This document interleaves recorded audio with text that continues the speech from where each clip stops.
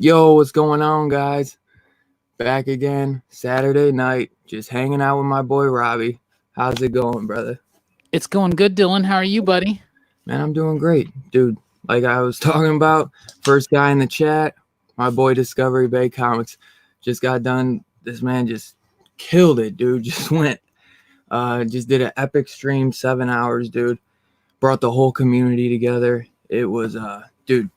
I'm like, I don't know how he's probably exhausted, but I'm That's like, crazy. I got like a rush just from him, bro. I'm like still like mind blown. He did like 80 plus rounds, man. It was crazy. That sounds really cool. I should check that out, man. Hell yeah, bro. I tried to tag people today that like when I did the IG thing. I tried to tag when I was thinking of it. I'm like, usually, you tag the people that are always there. I'm like, they already know what it is, man. They're gonna be there. So I try to tag a few people that I noticed that aren't always in the chat, just to have them come by because it was crazy, man.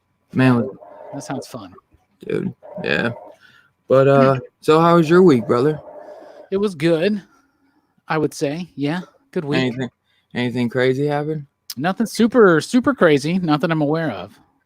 No, I'm thinking about it. No, not really. Nothing super crazy. Just a good fun week. We got a new camera, so that was fun and exciting. I think I remember you mentioning that. Yeah. Have you recorded anything yet with it? Yeah, the last few videos, actually. The last 3 videos have been with the new camera. So yeah. So that one definitely then today was a great video today. Oh, thank you. I love your news ones. They're like, because it's always something I like sometimes, with like the MCU stuff, I feel like I'm always kind of on top of that stuff. But I swear, man, everything with the comics, bro, I'm like, damn, thank God, bro. Because now I'm going to get that Wind by James Tynion. Yeah. Well, I'm glad that I could help point something out. I actually put that Cullen Bunn one on my list, too. That one seems really cool. Rogue Planet. Yeah. That one seems really cool. Kind of like some alien, like a little, maybe throwback to some Alien or something, Definitely something like that, and what's going to be on this Rogue Planet. Yeah. Hey, what's going on, Southern Comic Geek? I'll say what's up to the chat real quick. Discovery Bay Comics, like I said. Stay Puff, what's going on, brother? Dave Scarpa, what's going on? I actually forgot to share it too on IG, but usually I do like a countdown for it. Did you share it on Twitter? No, I think I shared it in the PCP Army. Yeah, I swear, like I'll be sharing other people's stuff more than I share my own. I'm bad at always sharing stuff on social media. Man. I mean, you get if you're really enjoying the show, usually they got the notification bell. So yeah, Superior Hero Reviews, what's going on, man? Tom's Comic Book Reviews, how's it going, man? Glad to have everyone in the chat. Man, thank y'all for being here. Bruce Moreau. I hope I said. I'm sorry if I said the last name wrong. I think Moreau. I think it's Moreau. Moreau. Like the island of Dr. Moreau. Yeah. Yeah. What am I thinking, dude? So I got something a little cool this week. I never really had any publishing companies ever send me anything. And I was mentioning that book by AWA that Brian Percy was writing. I think he actually is writing 2 stories, if I'm not mistaken. I think he's writing like that one's kind of like an apocalyptic one, but then there's maybe a horror one he's doing. You might get into it because I forgot the tag, but they say they basically say like the 2 types of books that they have out were like horror and another one was thriller. I'll have to try to slowly pull it up. Yeah. So I don't just I hate staring down at my phone when I'm on a live stream. But yeah, this is the year 0. Have you heard about AWA? Oh, absolutely. I was about to say, man, I'm not schooling you to shit. Yeah, I'll definitely be checking those books out. I got an early look at a couple, but I haven't actually read them yet. So yeah, like Archangel 8 is one by Michael Morisi, the guy that does Wasted Space. Yeah. So that's going to be cool. And I'm really pumped for a lot of that stuff. It's Axel Alonso, who used to be the editor-in-chief at Marvel. Yeah, I heard. And it's Bill Jemas, who used to be like the president of Marvel, I believe, in the early 2000s when Joe Quesada had come on and Bill Jemas was there, and they kind of were shaking things up at the time, and they got rid of they stopped doing the Comic Code Authority, and they would just do a lot of provocative kind of things to kind of shake it up. And yeah, so it's them two working together. They got J. Michael Straczynski, like you said, the Benjamin Percy books, Michael Morisi. They've got some good talent, so I'm interested to see what they're going to do. But you get good talent with good stories, and I'm excited to see another publisher come up. No doubt, no doubt. Yeah, I was hearing that, man, and the way that they're doing things seems really official and not sloppy. So we'll see when the books come out in March, I believe it is. But dude, I know that the only one they didn't send me was the Upshot Zero. Yeah. So I was like, damn, because I know there was a lot more previews for the other ones, but I'm still excited to read these. But I think I got like the ones that are in here, I got them on color in PDF. These are black and white. Yeah. But I'm still, dude, these are just awesome to have because it's the startup before the company, man. And they are actually full issues. So. Yeah, they are. That's really cool. Is that your first time you said you ever got a publisher sending you something? Yeah. That's anything. cool. Well, I got the PDF from Fingergun, the guy, Justin Richards from Finger Guns, but I ordered that Over the Ropes because my boys did an interview with Jay Sadlin and then the Hellfighter Quinn. Mm-hmm. But I talked to this guy from Mad Cave, the writer, and we'll see. I gotta see if he'll actually send it. He said that he would get a PDF for the guy who's writing Savage Bastards. I didn't even mention the story. I don't know if you heard of that. It's a Western one. Yeah. We'll see how it is. He said he's got to get a hold of a PDF. He had to talk to Mad Cave, and then he was going to get a PDF and send it. I think it doesn't come out for a while. Yeah, I think it's like because March, something like that. Right. And I think they have a previews out, and I think he was saying he could have sent me that, but he's going to give me the full issue. So that's going to take, it might not be all ready yet. You know what I'm saying? So I'm hoping I might try to set up an interview with him. So you should try. That'd be really cool. Yeah, because I'm big into Western stuff. I don't know if you get into that. And there's the guy who just did The Good Son, that Venom book. Zach Thompson. Yeah, him and I think Lonnie Nadler got Undone by Blood, maybe it is. Yeah, that's coming out soon, right? I believe so. Yeah, I just added it to my poll. Probably next month sometime. Is that Aftershock, or is that Aftershock, or is that somebody else? That's what I was trying to think too. I can't remember right now. I know. I don't know if I wrote that down. I know Zach Thompson has a new one coming from Vault. That's not it though, is it? I can't remember now. I've fallen behind right now. Yeah. I got a Hellfighter Quinn #1, but I haven't read that one yet either. I need to read that. Oh, you got that one? I need to read it. That. I ordered the 2 issues of Over the Ropes. You've been enjoying that? Because I used to really get into wrestling when I was younger, so I was like, I'll give it a shot. I think it's only like a few issues, you know? Yeah, I think it's gonna be 5, but I really like it. I thought it was really good. I was a wrestling fan growing up as a kid, so and that was cool. During the Ultimate Warrior, Macho Man, Hulk Hogan, all that kind of stuff. Really cool. Dude, John Cena was probably my favorite. I literally had the CD and everything. Dun dun dun dun. Yeah, I like John Cena too. I don't mind John Cena. Yeah. I don't mind it. And then I was watching during the whole Attitude Era and all that stuff with The Rock and Stone Cold. The Rock is my favorite, of all time, probably. Oh man, I remember when the Scorpion King came out. I've watched every movie of his, man. I like the Scorpion King. I bet you a lot of people hate it, but I liked it. As a kid, it's probably aged badly. Yo, I'm sure. My brothers, Two Brothers Comics, what's going on? Thank you for coming and hanging out. We got CMA Thunder. What's up, brother? Chaos and Comics, you son of a bitch. Oh, bro, you know what I forgot?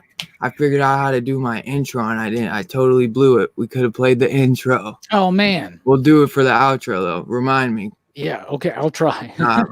Dude, I've been falling asleep early as hell lately, man. Yeah, that's good. Early to bed, early to rise makes a man healthy, wealthy, and wise. I know. I don't like sleeping all day, man. It's just a waste, Yeah, my God. Yeah, for sure.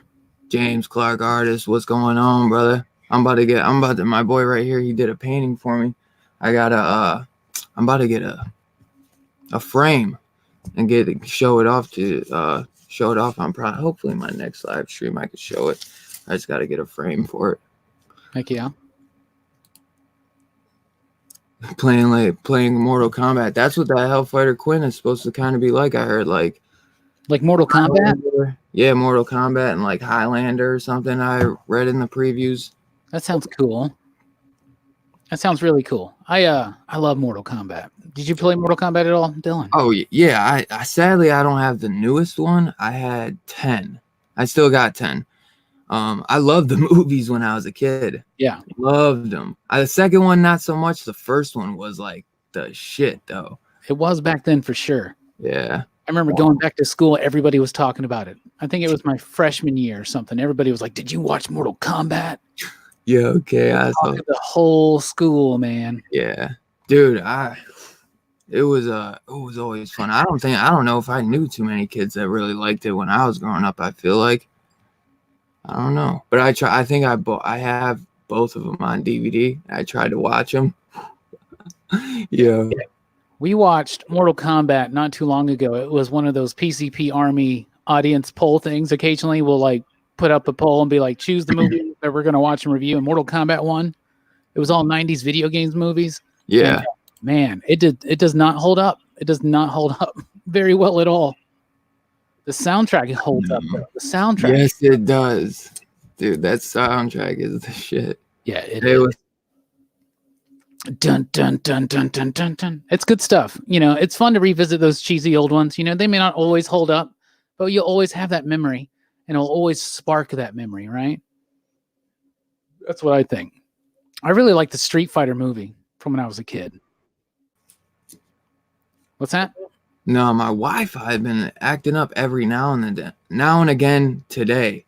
It's been pissing me off. I was about to say I'm about to switch this shit to my mobile hotspot. It hasn't been the last few streams, I think, because my sister's boyfriend might be playing PlayStation down in the basement. So Tell him to get off. Tell him to get people on a stream. I'll just switch to my phone because I'll have to go downstairs and start shit, and I'm not doing that. It's not worth it. More important things to talk about. It's a new year. We haven't started any shit yet. Why start now? Exactly. Mortal Kombat, yeah, it's a classic. It is. Dun, dun, dun, dun, dun. Dude, I would say, and Mortal Kombat Annihilation is a terrible movie, but I think Mortal Kombat Annihilation has the better soundtrack, to be honest with you. I see. I'd have to watch them again to listen to both soundtracks. It's probably like more upgraded than the second one. Just listen to the soundtrack. Yo, what up? I watch Mortal Kombat Annihilation again, right? Except for to see, I remember when it first came out, I was like, that movie sucked really bad, but at least they killed Johnny Cage right off the bat, because I hated Johnny Cage. He really annoyed the hell out of me. Yeah, bro, I probably would. It just did it again, so I'll probably slowly try to switch this. I was like, because I was looking and you were just like, I was like, I guess he's thinking, because you're just. Oh yeah, I'm gonna switch it. So if I go dark for like half a second. Yeah, that's why. It is. Yes, sir. That's why. I hate that shit, and it's gonna fucking piss me off. Yeah, I had problems with my live stream last week, and it really it puts you in it sucks. It just sucks so bad. Dude, I seen that. I was like, holy crap. Or was that last week? I thought that was when I had my interview. Last week when I had the messed up stuff, it was Sunday night, yeah. Because I wound up having to do 2. And yeah, it sucks. I hate it when that happens. Yeah, it was the night before you did your thing. Or it was the day. It was the day of. Before. Yeah, I was watching it right before. Yeah.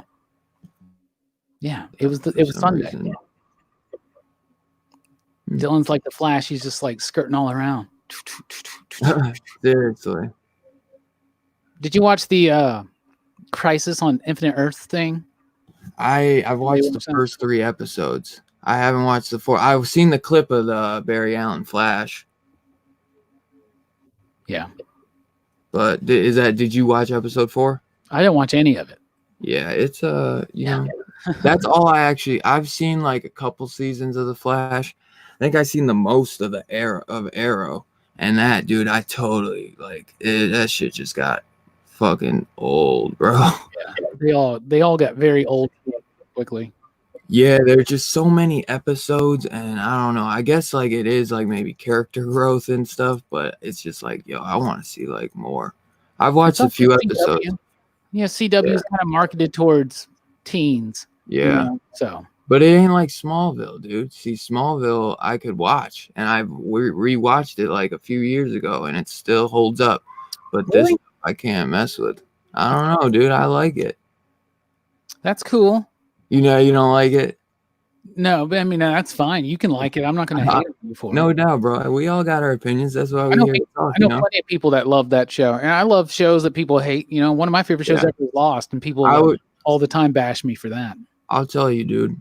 I actually never watched it growing up or when it first came out. I literally watched it for the first time a few years ago. I didn't finish it though. I kind of switched to maybe Smallville. I think I got like 6 seasons in, but I like watched the majority of it, so I can't really form an opinion. I watched it at first, and then I watched it a little bit in the second season because it came on before Angel. Mm-hmm. What I liked about Smallville season 2 was that Michael Rosenbaum was amazing as Lex Luthor, like amazing. He was so good. Yeah. He did everything else about it. It really, and at first it was very much like it was the kryptonite villain of the week. Yeah. And I don't know. But then they went off and they did all kinds of other things that I never got to see. Like I didn't see the JSA stuff they did, or when they had their like, I don't know, their like Justice League Light that they had on there for a while, whatever. I remember the guy who plays actually Green Arrow in Smallville. He did like a season of Aquaman. That was on the DC universe. They did a pilot for it, so it's just episode, and it's really bad. I've watched it. It used to be on. I did too. I had it on a DVD. It was on some DVD. I don't remember what it was, but like, yeah, it's so. I can't believe they actually put a DVD out for it. They're like, we got to make our money back somehow. Yeah, no kidding. Same thing. And now all those are on the DC. Yeah, they're on the DC Universe app. You can watch. Did you watch the Justice League pilot from the '90s with like Guy Gardner and Martian Manhunter and Fire and Ice? Was it animation or live action? It's live action, man. No, I didn't see that. It's so bad. I don't know if it's on the app, but it's definitely somewhere online that you can access, and it's so bad, but it's ridiculously fun, and it's just the Atom is in it, so it's the Atom, Guy Gardner, Atom, Guy Gardner, Martian Manhunter, Fire and Ice. It's so 90s, and it's just I don't know, it's bad. There was the Generation X pilot they did. I remember that one. Holy crap. There was the Nick Fury one with David Hasselhoff. I remember that. The 90s I remember that. Sometimes for comic book adaptations, but there was also good stuff in the 90s too. But, like Blade. Yeah, that was the best one. Yeah, I think so. And then, you do have Batman Returns. Batman Returns is really solid. And I still do like Batman Forever. I think Batman Forever. I do too. Fun. Dude, sadly, like when I was a kid, I did like Batman and Robin. I still somewhat do for nostalgia purposes, but I can see like George Clooney is the worst Batman. I thought Val Kilmer actually did pretty damn good. See, I'm a big George Clooney fan. And he's terrible in that movie. And I mean, he didn't have anything to work with, that movie. Yeah. They were making toys in that movie is what they were doing. Uh-huh. Yeah. But, I liked it growing up. I still somewhat do like it, like I said, for nostalgia. But yeah, he's a great actor too, and it's just great. I mean, he's just not really Batman, in my opinion, I guess. But I mean, it was probably the way they probably forced him to do it in a certain way. But I thought Val Kilmer was dope. Did you like Val Kilmer, or you just like Batman Forever? I like Val Kilmer. I think Val Kilmer was fine. I thought he was a more physical Batman than Michael Keaton was. Yeah, I like the Michael Keaton movies better, so therefore I like Michael Keaton's performance better. Yeah. But I loved Batman Forever. I was like, was it 95 or 96 or something? So I'm like freshman. Yeah. I'm like 14, 15 something. That was just perfect. It was just perfect, man. I as a kid bought into the hype so big on 89 Batman, on Batman Returns, and on Forever. I even bought into the hype really big on Batman and Robin. And that one kind of let us down, but whatever. I mean, they're all dumb, Batman Returns, I think, is legit like a near masterpiece, in my opinion, at least as a Christmas film. Dude, it's such a good movie, though. I love that shit growing up. I always forget it is a Christmas movie too. For some reason, I was thinking the first one was too, but I don't think just a second, but it is, and it's the best penguin out there. the way that the atmosphere in that movie is crazy. Yeah, I always love that one because sometimes I always loved Jack Nicholson's Joker, but once Heath Ledger came out and I got older and stuff, and I'm just seeing Jack Nicholson doing the dancing and stuff, I'm like, he's still amazing. yeah. But Heath Ledger just killed it, man. When they each get to portray a different aspect of the Joker. And so that's what's cool. The Joker is different in the comic books year to year. And so you get to see all of that, with all the different people that have portrayed the Joker. It's all a different aspect of the same character. And I think that's really cool and brilliant. I still haven't seen Suicide Squad, but I'm still not sure about, I don't know. I just want to watch the Jared Leto bits, I guess, to see what he actually did, to see if it was like, have you seen Suicide Squad? I'm assuming you have, because you have a Suicide Squad poster behind you. Do you? Well, I just think Margot Robbie is like the finest chick ever. But what did you think about Leto's performance? He didn't really have much to work with, but he could have been good. But he kind of came off really tacky in a way. Like it was just a little too much.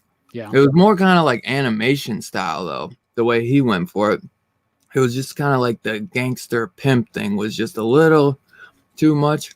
Yeah, and like the shaving the eyebrows was too much. Like there's just things that I would tweak if he was able to do it again. Trying to think, like Joaquin Phoenix was great. Oh man, wasn't he though? Wasn't he? Yeah. The problem is he's so good in that movie, but the problem is I can't really say that he's the best performer that has done Joker because I feel like he doesn't really become Joker till the end of that film. I feel. You know? No doubt. And so he's playing like what led to the Joker, and you see bits of it, and it's cool, but it's different. You don't get to see him in our typical against Batman scenario. And I don't care. I like the Joker movie a lot. I think it's really cool. And I think Phoenix is amazing. That movie. He's gonna win the Academy Award. Pretty certain. I know he won the Golden Globe. So yeah, that's what it was. Yeah. And that usually follows suit, not all the time. And Hollywood may actually, those voters may turn against it at the end. Who knows? Who even cares, right? Yeah. But it would be cool to be like, oh, somebody won a best actor. Heath Ledger won for Joker for best supporting actor. But anyway, I like the Ledger performance. That's my favorite Joker, not counting like Mark Hamill and Kevin Conroy. My favorite Joker in Batman is Christian Bale and Heath Ledger. That might be my favorite Batman is Kevin Conroy. What's that? Kevin Conroy might be my favorite Batman. I mean, that makes sense because the animated series is just the best Batman there is. I think it's better than most Batman comics throughout the entire 80-year history.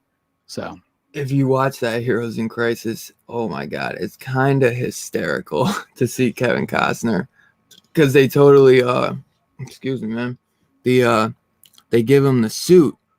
Because he I think, oh shit, how did it happen? How did he I don't know, but it's like he needs it to survive and to you probably read the comic book because it's the Kingdom Come Batman, right? Okay, yeah. See, I've never read that. Oh, you should. That's a great one. I know, and isn't it written or drawn all by Alex Ross? Yeah, it's illustrated completely by Alex Ross. It's written by Mark Waid. It's excellent. It's one of the best comic books of the '90s for sure.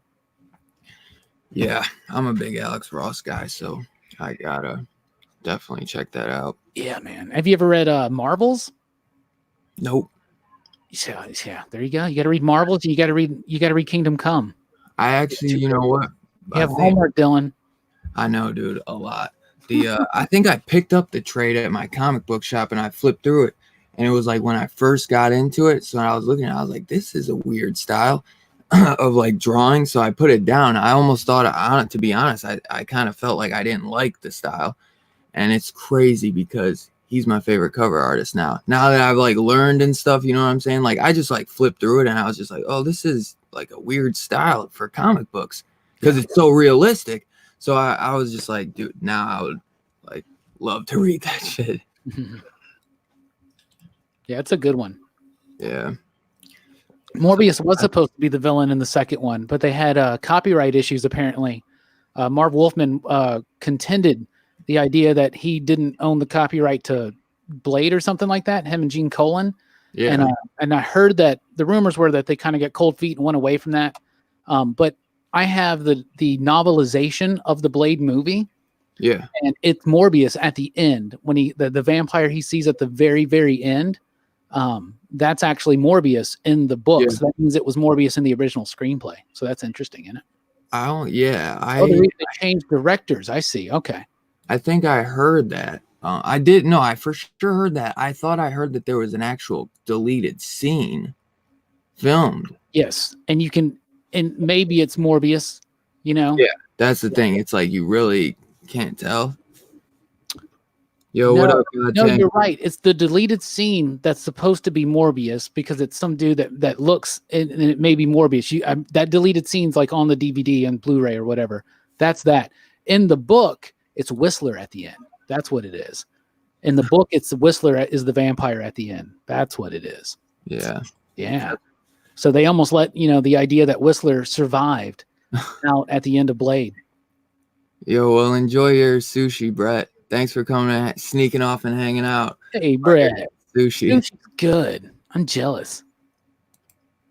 I do that. That's one thing. I don't like sushi, but I'm getting the store-bought, like already in the package. Yeah. So maybe fresh stuff would be better, but I don't like the raw. I think there's sushi that's not raw, but see, I don't like raw. Oh man, I love it. It's good. I'll have to maybe try it one time. So it just sometimes my taste buds develop, but they just taste weird on my palate. Sometimes I can be a picky ass eater. Yeah, I gotcha. I'm not so picky, I guess. Yo, for kitten puke. Yo, I love Billy Zane's Phantom when I was growing up. That was one of the first few. That was probably one of the first few. Oh my God. That was one of my first few comic books because when I went in the comic shop trying to get Pokemon cards, this dude had it filled with comics. So I'm looking and I found a Phantom comic. I got that and like Incredible Hulk. And I don't even know what else, but I remember I got Incredible Hulk and the Phantom. Heck yeah. That shit is so cheesy though. Now purple spandex. But I was gonna say, I think maybe Joker or Jared Leto will get a chance to do Joker again. I'm not sure though. He might. Oh man, I don't know if he'd do it. Didn't he like burn that bridge? Because he was pissed because he said there was supposed to be a lot more. He did so many scenes. Yeah, we did so much, and he's like, "There's nothing." Impressed too. The director, David Ayer, he said that he should have, if he could have went back, he would have made Joker the villain. I would have too, man. That's the idea that I got from the trailer was that he was going to be the villain. Me too. Joker. Me too, and because I didn't know what the hell that other shit was. Bad ending, yeah. I mean, they go for a whole CGI like villain when they could have just done Joker, dude. Isn't that enough? Right there, Joker. That's enough to carry a whole movie. And the way he was, bro, he had like he was like flying helicopters and shit, blowing rockets off like the roof. He was. See, when Joker does stuff like that, so that sounds cool, actually. Yeah, dude, it was cool. That's why I'm saying, like, I honestly think it could have worked. It just, I don't think he had much to work with first, and then people didn't get to see that much, and what they saw was, I think the look, you know what I'm saying? If they could have tweaked the look a little bit more, like he shaved his eyebrows and shit, it did look a little weird. But he's supposed to be weird, It's just you'll have to watch the scenes and tell me what you think if you ever watch the Joker scenes. Maybe one day. Maybe. We'll see. Yeah. Don't know if I can put that on myself. Other important things to do, Seriously, I got a better way to spend 5 minutes. I got to rewatch Van Damme Street Fighter, for instance. Yeah.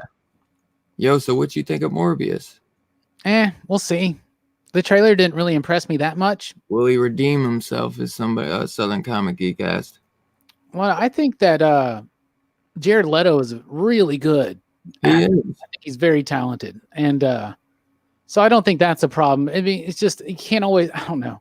Some It's people about the feel like they script. gotta be. Some people feel like they gotta go over the top when they're in a comic book movie. You know, and you don't always have to do that. I guess with something that Suicide Squad was meant to be kind of, I guess, bubbly and buoyant. Yeah, because that's how the comic is, you know? Yeah, a little bit more silly. It's Harley Quinn, you know, it's kind of a vehicle for her. Yeah. See, that's why I think they did that too with the Joker. He's a little bit, you know. When they first announced him as playing the Joker, I was so stoked. Me too. Dude, Because he had just won an Academy Award, like literally a few months before. I'm like, fuck. Like, oh man, he's gonna get method, you know, we're gonna get like a really dark thing. Even when that first footage came out, I was, you know, when the first image came out, I was like, what, why has he got a grill on and why has he got tattoo damaged? What? Yeah. I was so confused by that. And then I kept saying things like, well, maybe because his skin, you know, is white, you know, and he's got that bleached idea, like maybe like the tattoos bleach out. And so they're just like a temporary. Nah, I was justifying it. But the first footage you ever see, and he's like, I don't know, he's like at a medical table or something, and he's got like, it looks scary. It looked cool. Yeah. And man, it did not work out, did it? I don't even think it worked out like that in the movie. I think like when it happened, it was kind of like, I almost remember like she was kind of like having these visions, so it was kind of like all distorted and stuff, and it would just be like small. It was like broken into smaller clips or something. Yeah. I can't recall because that movie isn't memorable really. Harley Quinn is the only thing. I thought Harley Quinn and Deadshot were pretty cool though, and then what we got from the Joker was decent. But I hope that Morbius is good. I hope it's good. The trailer didn't impress me overall, but there are elements of it that look cool, so we'll see. I agree, Dave Scarpa. Mask of the Phantasm's great. Dude, it's so good. That opening bit where they're going through the town with the credits, and it's just got this like beautiful score, like choral version of the Batman, you know, animated theme. Oh my god, so beautiful, dude. The way I love that one too, man. It's like that one that might even be better. It's close. I don't know if it's better than the animated series, like the show, but it might be. I mean, it's got things that are better. The animation's better because they had a bigger things like that. But and the town of the future that Joker's living in, and oh my god, I love that whole damn movie. It's great. And I still have a Phantasm toy, which is just great. And you pull off the hood, and it's the lady, I can't remember her name. And Tom King's bringing that character apparently into Batman Catwoman. Dude, yeah, and it kind of made me want to get it because I liked kind of what he did with Batman and Cat. The only thing I wasn't crazy about the Bat, them calling Bat and Cat. Bat, cat, meow. Yeah, but okay. There's 5 pages in a Tom King Batman script. But Clay Mann's doing the artwork too. So are you gonna pick that up, or you'll read it? Yeah, I enjoyed for the most part Tom King's Batman run. I feel like it was could have been done in half the time, but I like the idea that he's exploring. So I'm interested to see what he's going to do for these last 12 issues he's got. So we'll see. You read Zenescope? No, they're the ones that do like Grim Fairy Tales and stuff like that. Alan, deepest comics ever, my boy said. I don't know if he's being sarcastic, but I think he is. He probably is. Hey, S Squared, what's up? Wasted Space rules. It does. Yo, I gotta check that one out. I know he's got that. Did you see he's writing a Clone Wars book on IDW? Yeah, I did. Sorry, it's not gonna be canon though. Yeah, it's part of the Star Wars Adventures line. He did some stuff already over there. He did this. You can find it in a graphic novel called Flight of the Falcon, and it's all ages, so it's a little, you know, kidified, but it's still decent. It's not as near as good as Wasted Space though. Yeah. Anyone read Batgirl? The book is great, and this week's issue was Jumping On Book because I can't find any channels that review this. Yo, what up, Comic Universal? I actually am not reading Batwoman or Batgirl. Batgirl, what am I saying? I could try to read it and let you know if it's a jumping on point, if I could find a copy, or I could just read it digitally. I'll have to check it out, and I'll see. I'm surprised nobody's reviewing it, though. I'm sure I was going to say I haven't heard, like, terrible things about it, but I'll have to check it out. I'll have to check it out. Barry Allen, 1-time, 2-time. Dodson is a beast.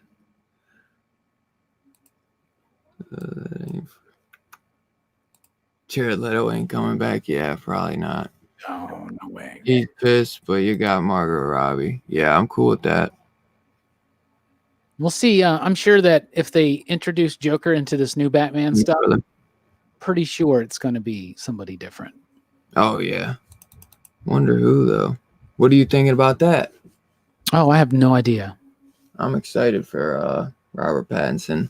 He's a beast. He's What do I think about the Bat? I thought you meant like who should play Joker. Oh, no, just about the Batman movie. I'm sorry. Oh, no, I think I'm excited to see it. You know, I think Pattinson can handle it. Yeah. Colin Farrell as Penguin's really interesting to me. I like the cast that they've built around it, so I'm excited for it. Pew, pew, pew, pew, pew. What up, Two Gun? Yeah, I'm excited too. Colin Farrell's Penguin and shit. We'll see. Yeah, see what they do. There's a lot. I forget too. I think Zoe Kravitz or something is Catwoman. Yeah. So we'll see what happens. Yo, what up, Two Gun? I don't think it's official, but there's a lot of stuff saying that Matthew McConaughey is going to be Harvey Dent. What is it? Andy Serkis is Alfred. Yeah, that one. I'm like, that was weird to me. What's that dude's name? The dude that was he was in Luke Cage. He was in Moonlight. He's the new Blade. Mahershala Ali or something like that. Yeah, He's, Commissioner Gordon. Yeah, I'm cool with that. So far, the casting seems pretty right. Or was it Jeffrey Wright? Jeffrey Wright got cast as somebody, didn't he? I'm not sure. Ali was going to play Gordon, passed on it because he went on Blade. They got Jeffrey Wright. That's what it is. Okay. Yeah, I was gonna say I could check my IMDb, but that was a good ass choice. What do you, dude? I'm like, I think that dude is gonna be a good choice for Blade, but it's like I'm just wondering, like, are they gonna do R-rated? Like, how can we get a Blade? I mean, I guess they could do it, but hold on. You can do it a lot now in PG-13. So, come on. Sorry, my damn dog will be scratching at my door. You're fine. You can get away with a lot now in PG-13 as far as violence goes and stuff like that. And that's really all you need to make Blade is violence and gore, a little bit of gore. You don't even need a lot. It's not meant to be like Friday the 13th, you know. I guess we just won't get that bad, motherfucker. You know what I'm saying? Like Wesley. Maybe not. We can get one F-bomb, I think, in a PG-13 movie, depending on used. But who knows? Use it one time. Super, like, just... Yeah. That would be too funny. I think it will still be good. Yeah, maybe it will. Because there's talk that they're going to still do Deadpool, of course, and I don't know what their plans are as far as that goes. No, I didn't hate the Suicide Squad. Chaos. It just isn't like no amazing movie. Dylan, I got to pop out for 1 second, buddy. Oh, no worries, brother. All right, be right back. Dude, I even like Justice League. I don't really like the Batman v Superman except for when they're fighting each other. But yeah, I don't hate Suicide Squad. It just, you know, like I said, I wish Joker was the main villain. It was still cool though to see the Enchantress in some of the stuff. It was just really that ending kind of sucked.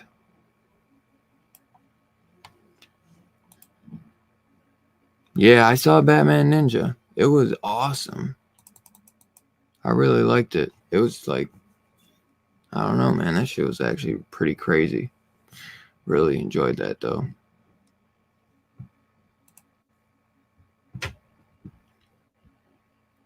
You're moving up in the world, Rob. Oh, bro, you're too kind, Two Gun. Pew, pew, pew. Yo, what's that smell? That's that old comic smell. What's going on, brother? Glad to have you, man, as always. Oh, dude, come on. The chat always got to jump. You know, I haven't seen Perry in here.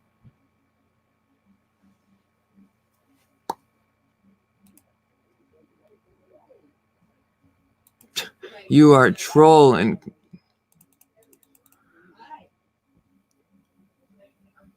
I don't know. Robbie didn't say nothing about Batgirl, so he might not be reading it either.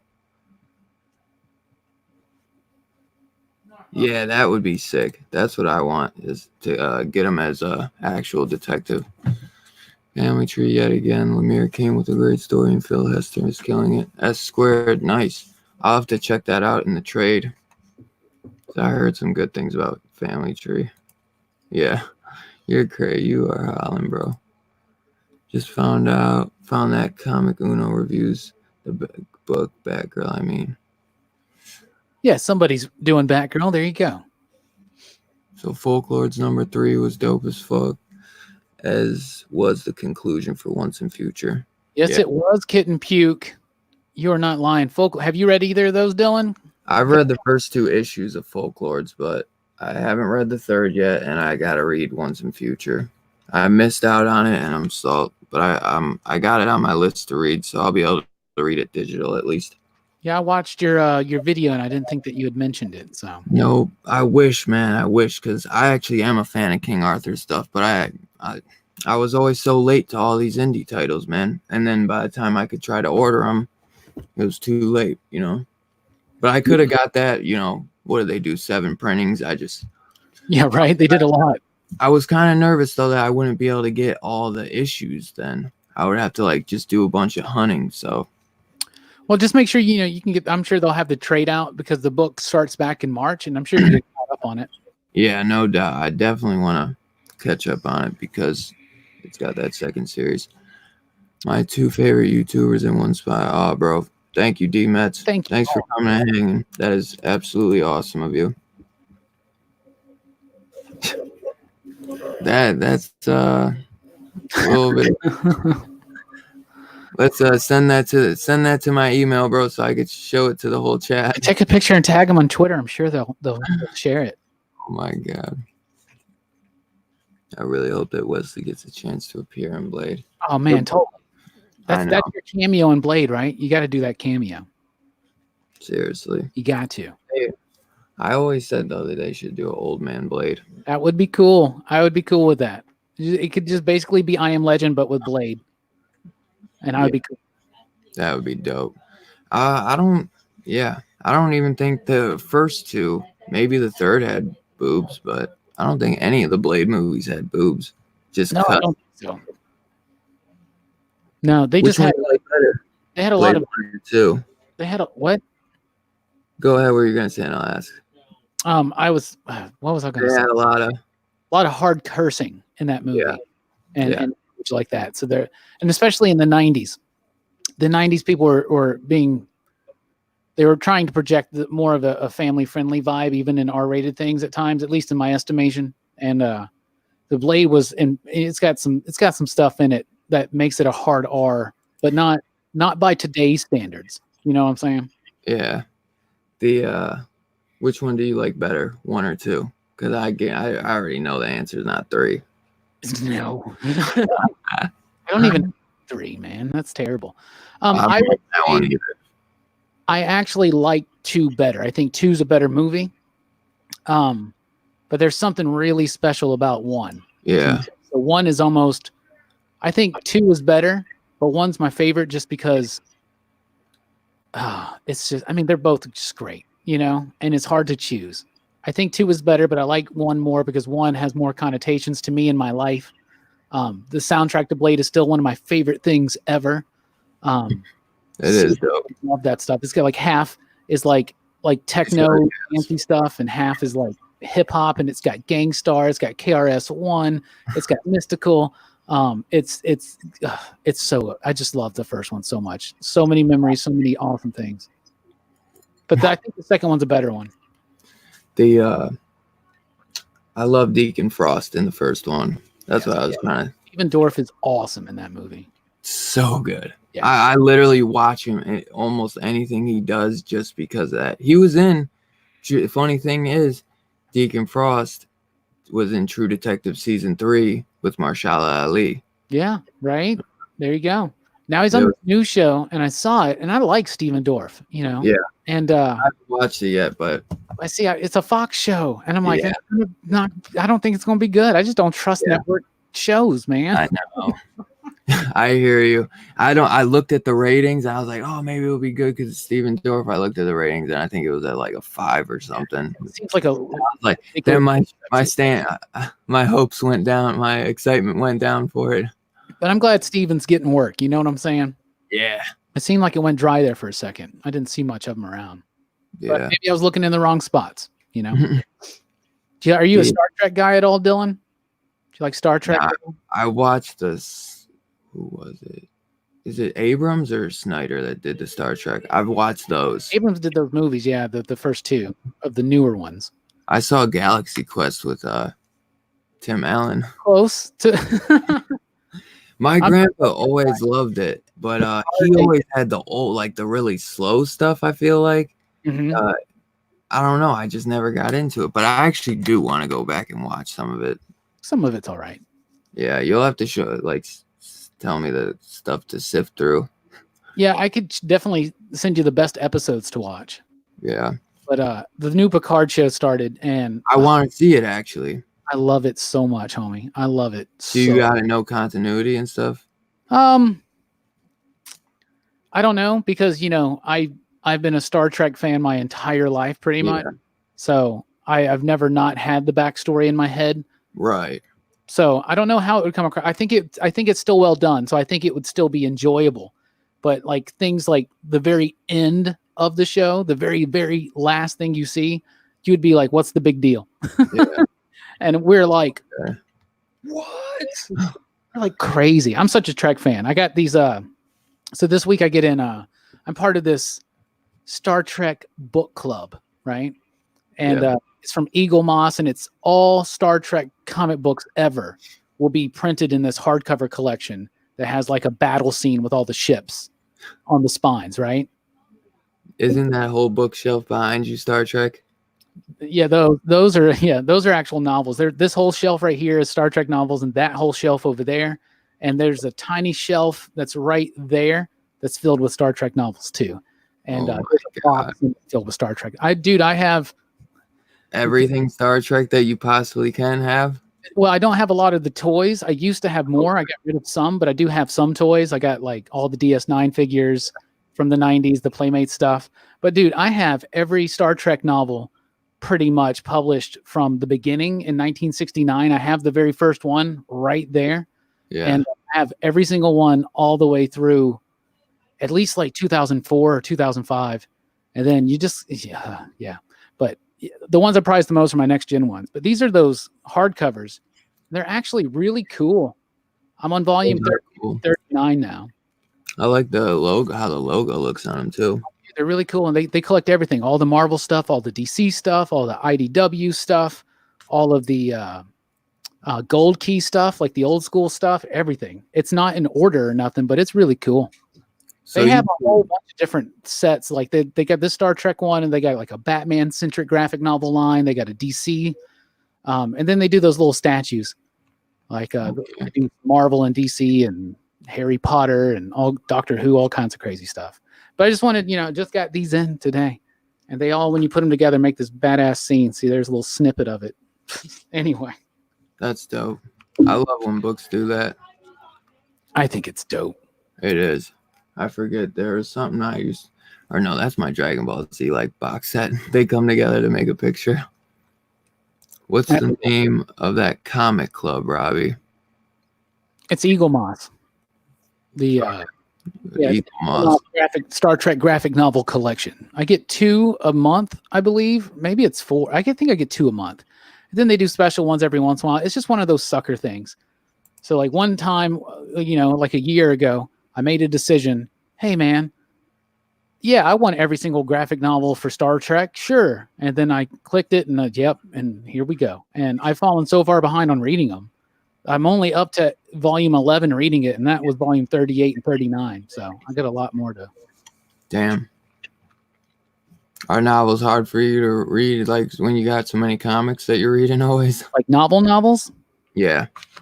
Yeah. And right now, I like to take time, Yeah. But right now, I'm always reading a novel, but I read a lot of nonfiction stuff too. Okay. So usually my non-comic book reading time is set for that. And but right now I'm also in the middle of Dark Tower, or I've read like the first 5 books or 4. How many books are there? 7? I've read 5.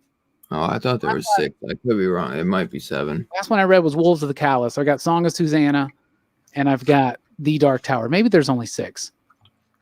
I don't know. Anyway, but I think I only read the first 1 or 2. I know I read is the Gunslinger the first one? Yeah, the Gunslinger's the first. Yeah, I think that's all I read actually. I mean, they're good and I like them, but they just keep getting longer. And it's like, not only am I like, well, I got to read all these comics for this because we're doing the Comics Revisited and we're trying to wrap that up. So right now I'm reading The Watchmen and I'm reading it very slowly because in Comics Revisited, we try to get in a little bit deeper than I do like on the weekly show or something. Yeah. Because we spend like almost an hour on one book. So we try to get a little bit more into it. So I've been reading The Watchmen 1 issue at a time, really letting it sink in. So we're doing that one to finish up season 2. But yeah, then I'm like, yeah, so I do want to get back to reading this Dark Tower book, and the next one's kind of short, but the one after that's like 1,000 pages, so it's just kind of daunting. I just need to get through it. I just need to get through it because I do like to read these things too. I read these things every once in a while. It takes like a day or 2 to read a Star Trek novel. They're really easy. They're really easy. They are not very well written either, but they're good. And Peter David actually wrote a bunch of them, which is interesting to me. Really? So I met Peter David in October, and at first I only had my Aquaman stuff. So I went and I met him and I was really excited because he's the one that gave Aquaman the hook hand or the harpoon hand and badass attitude in the 90s.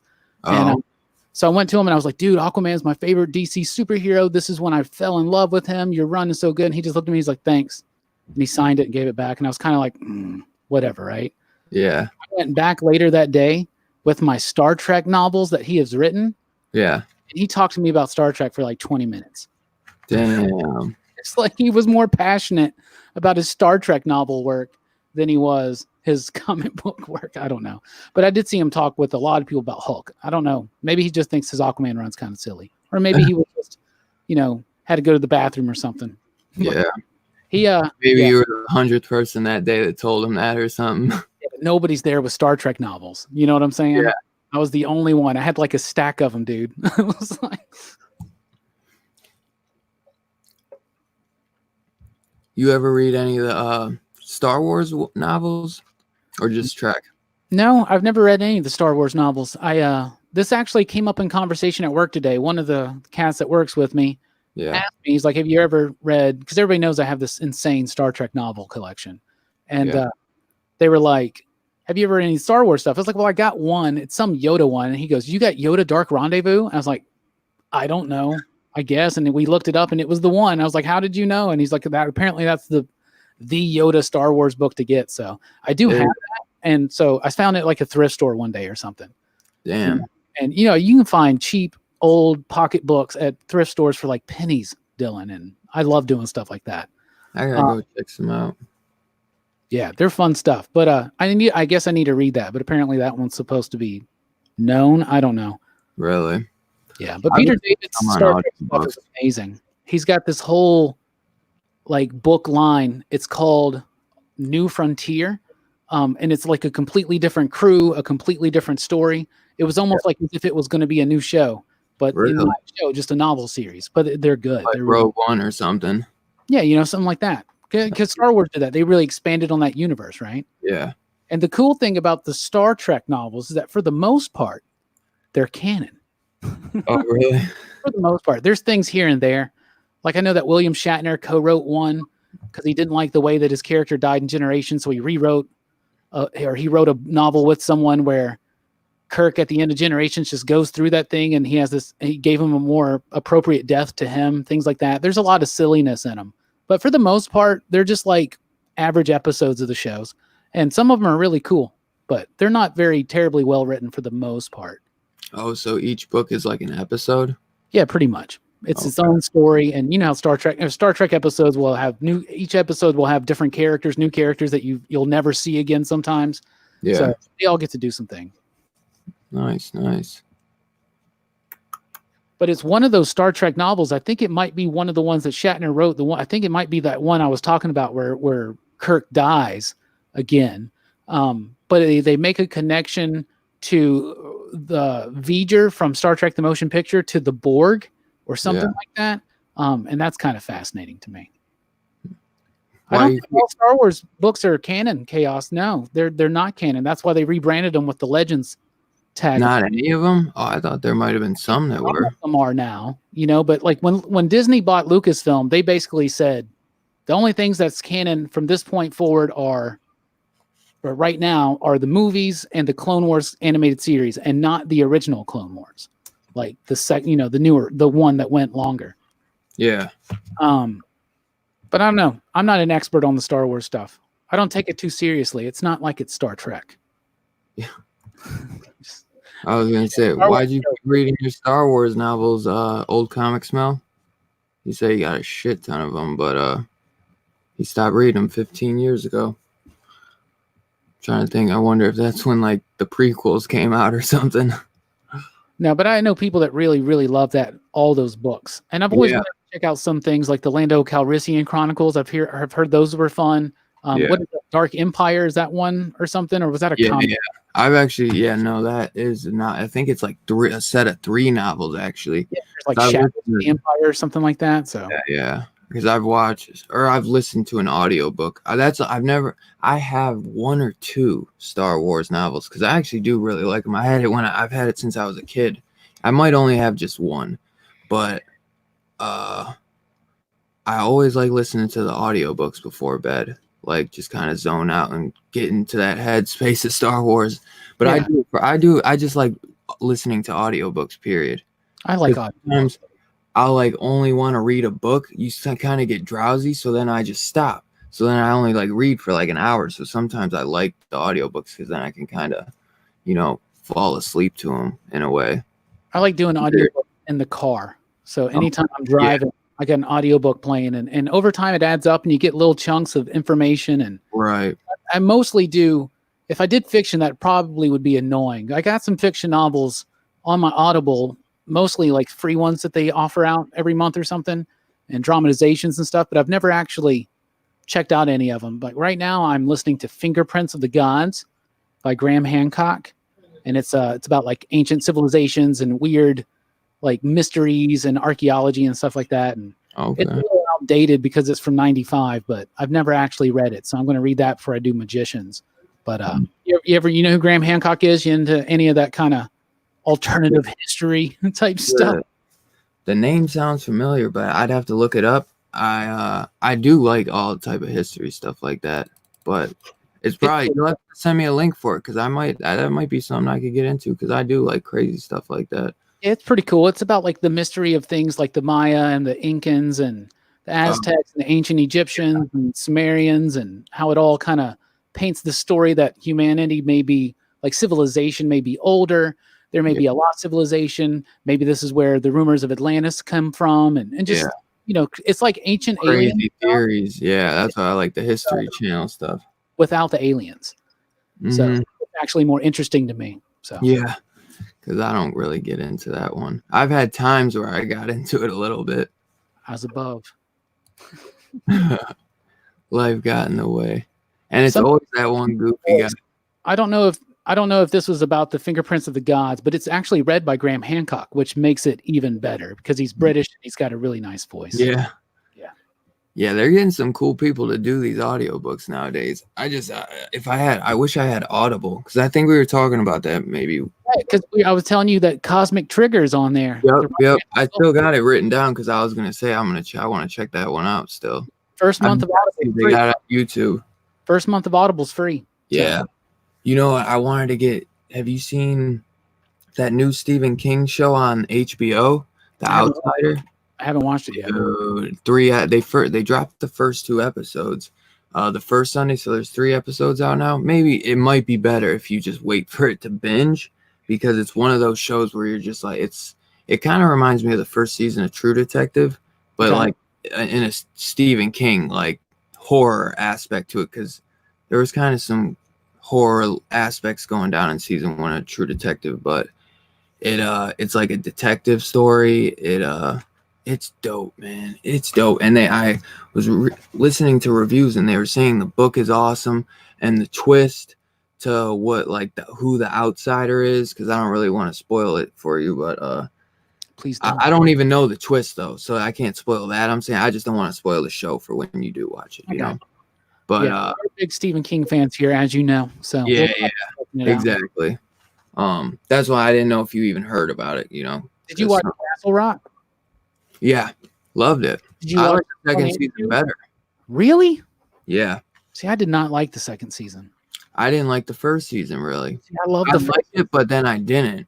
It was like I like the third season. There are parts of the second season I like so much, like all the explanation about Annie's past. Yeah, I loved all of that, but all the stuff with the town.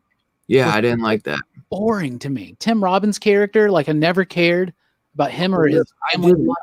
I did like him in the beginning, but then like all the sick shit, you know, and him just being like riding that the Israeli girl or whatever she was, the Arabic girl, kind of like just riding her ass to forgive him after he killed her parents.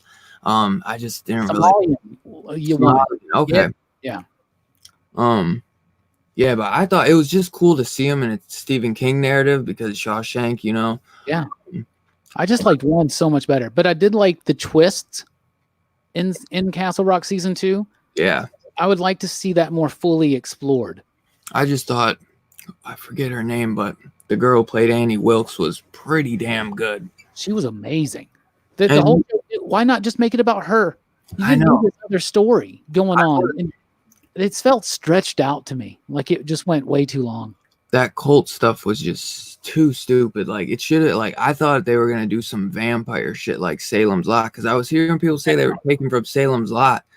That I would have been like, hell yeah. But it was like, they weren't even really, they were, I don't know. They weren't nothing special. I wouldn't say, I don't know. It was weird. It's not like they had some like extra strength, more strength, or like, I don't know. It was just, they came back after thousands of years, you know, and it was like some black sludge or something that you really had no idea how it worked. I thought they were going to do more with the Pennywise guy, you know, like with him being that like creature or whatever the hell he was, the spirit. I don't know what the hell that was. Entity. Who knows? Yeah. And they'll definitely explore that out because it puts a different thing, a different spin on season 1. And that's interesting. But the execution of it, like there were episodes that were amazing, and there were episodes that were just so like draggy, and just mostly the ones focused on the other story.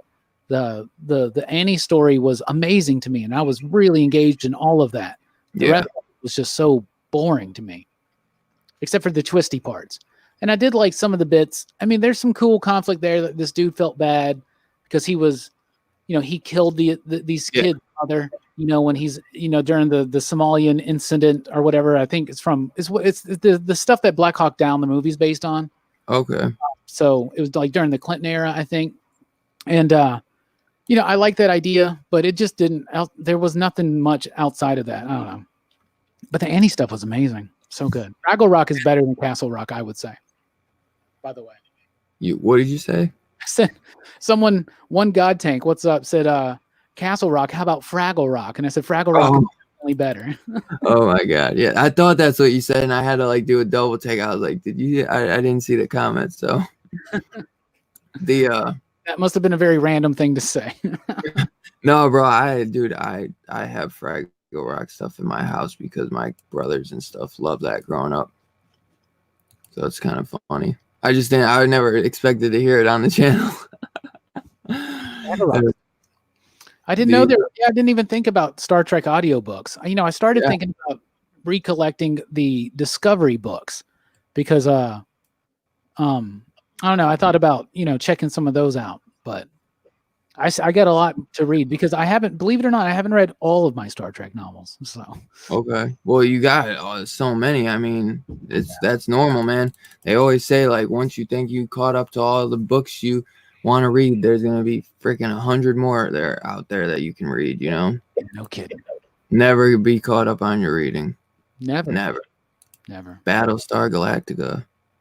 I heard of that, but I don't know if I've seen it. I've never gotten into it, old school or the new school. And I hear good things about the newer series, like the one from, I guess, 10 years ago or something like that. I hear some real good stuff about that.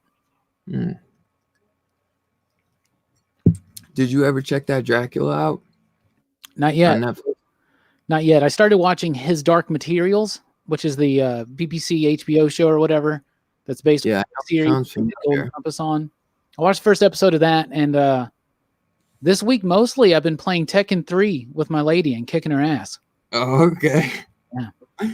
Yeah, I kind of want to get that Mortal Kombat 10 just because, like, that shit. Oh, dude, you seen like the Joker stuff, and they even got Batman Who Laughs. That's crazy. We got in this week the Batman Who Laughs McFarlane figure. Yeah. And Delaney got it, and it sent me some pictures. Like, I was gonna get it, and then looking at it in the package, I was like, I don't know, it doesn't look as good as I thought it would. Yeah.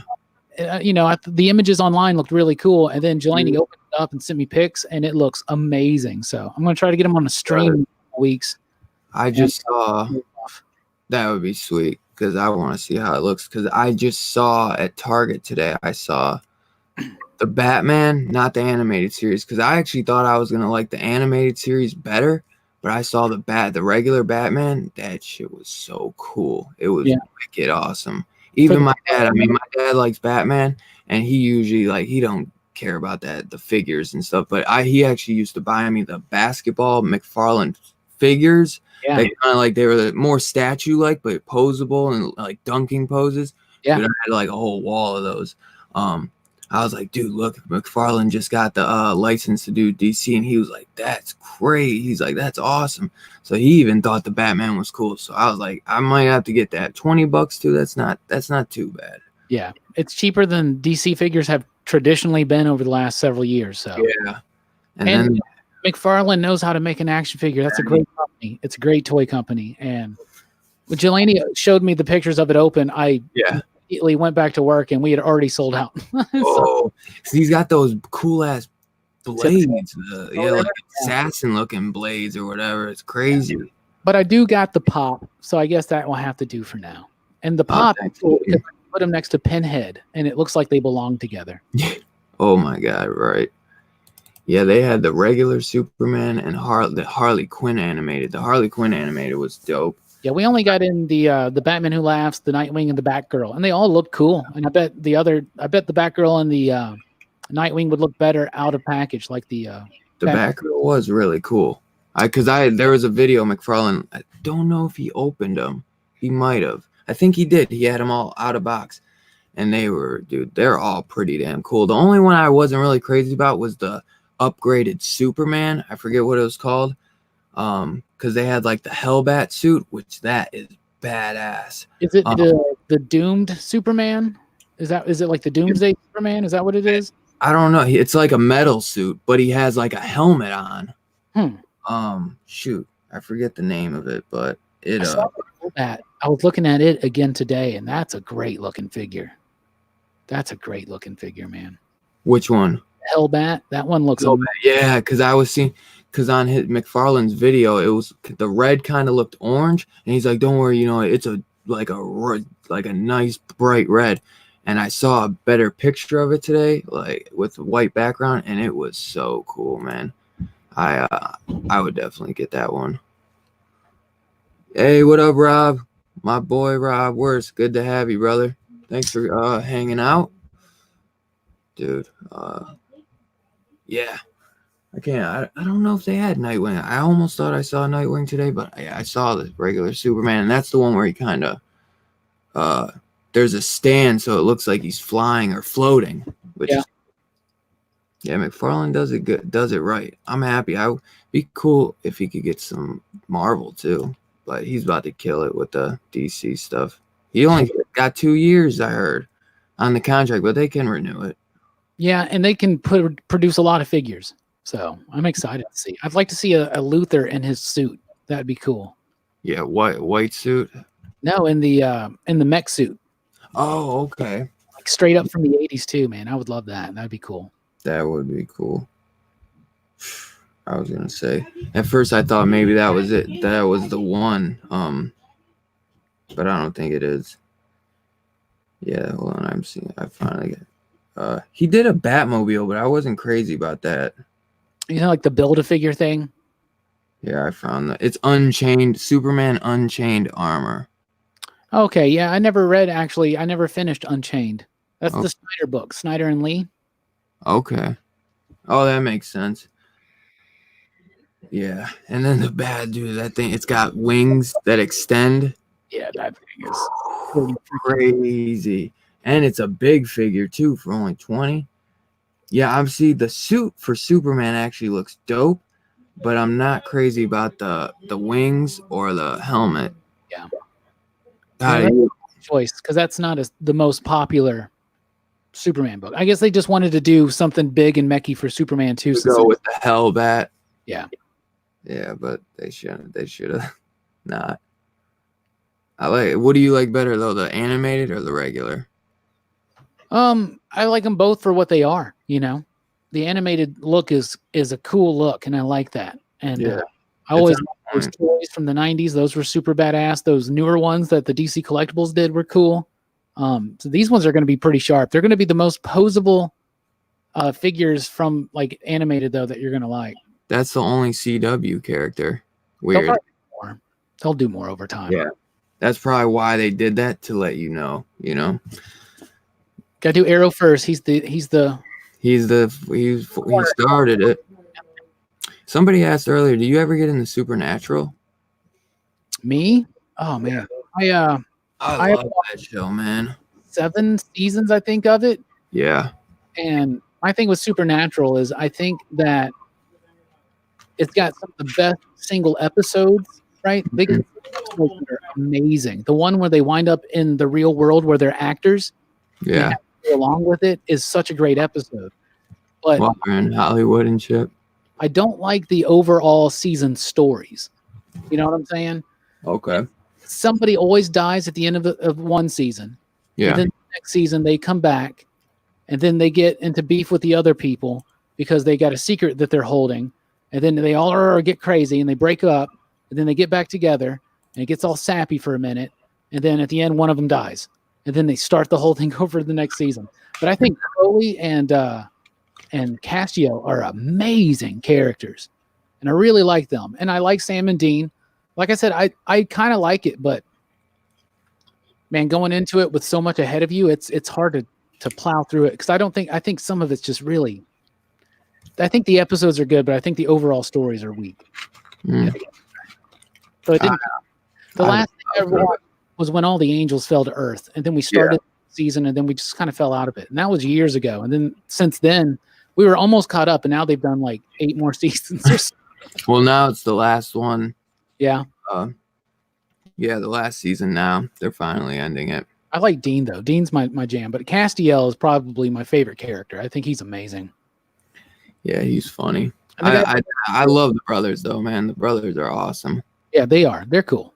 And like, they're definitely my favorite on the show. Yo, what up, my boy Robbie, Wayne?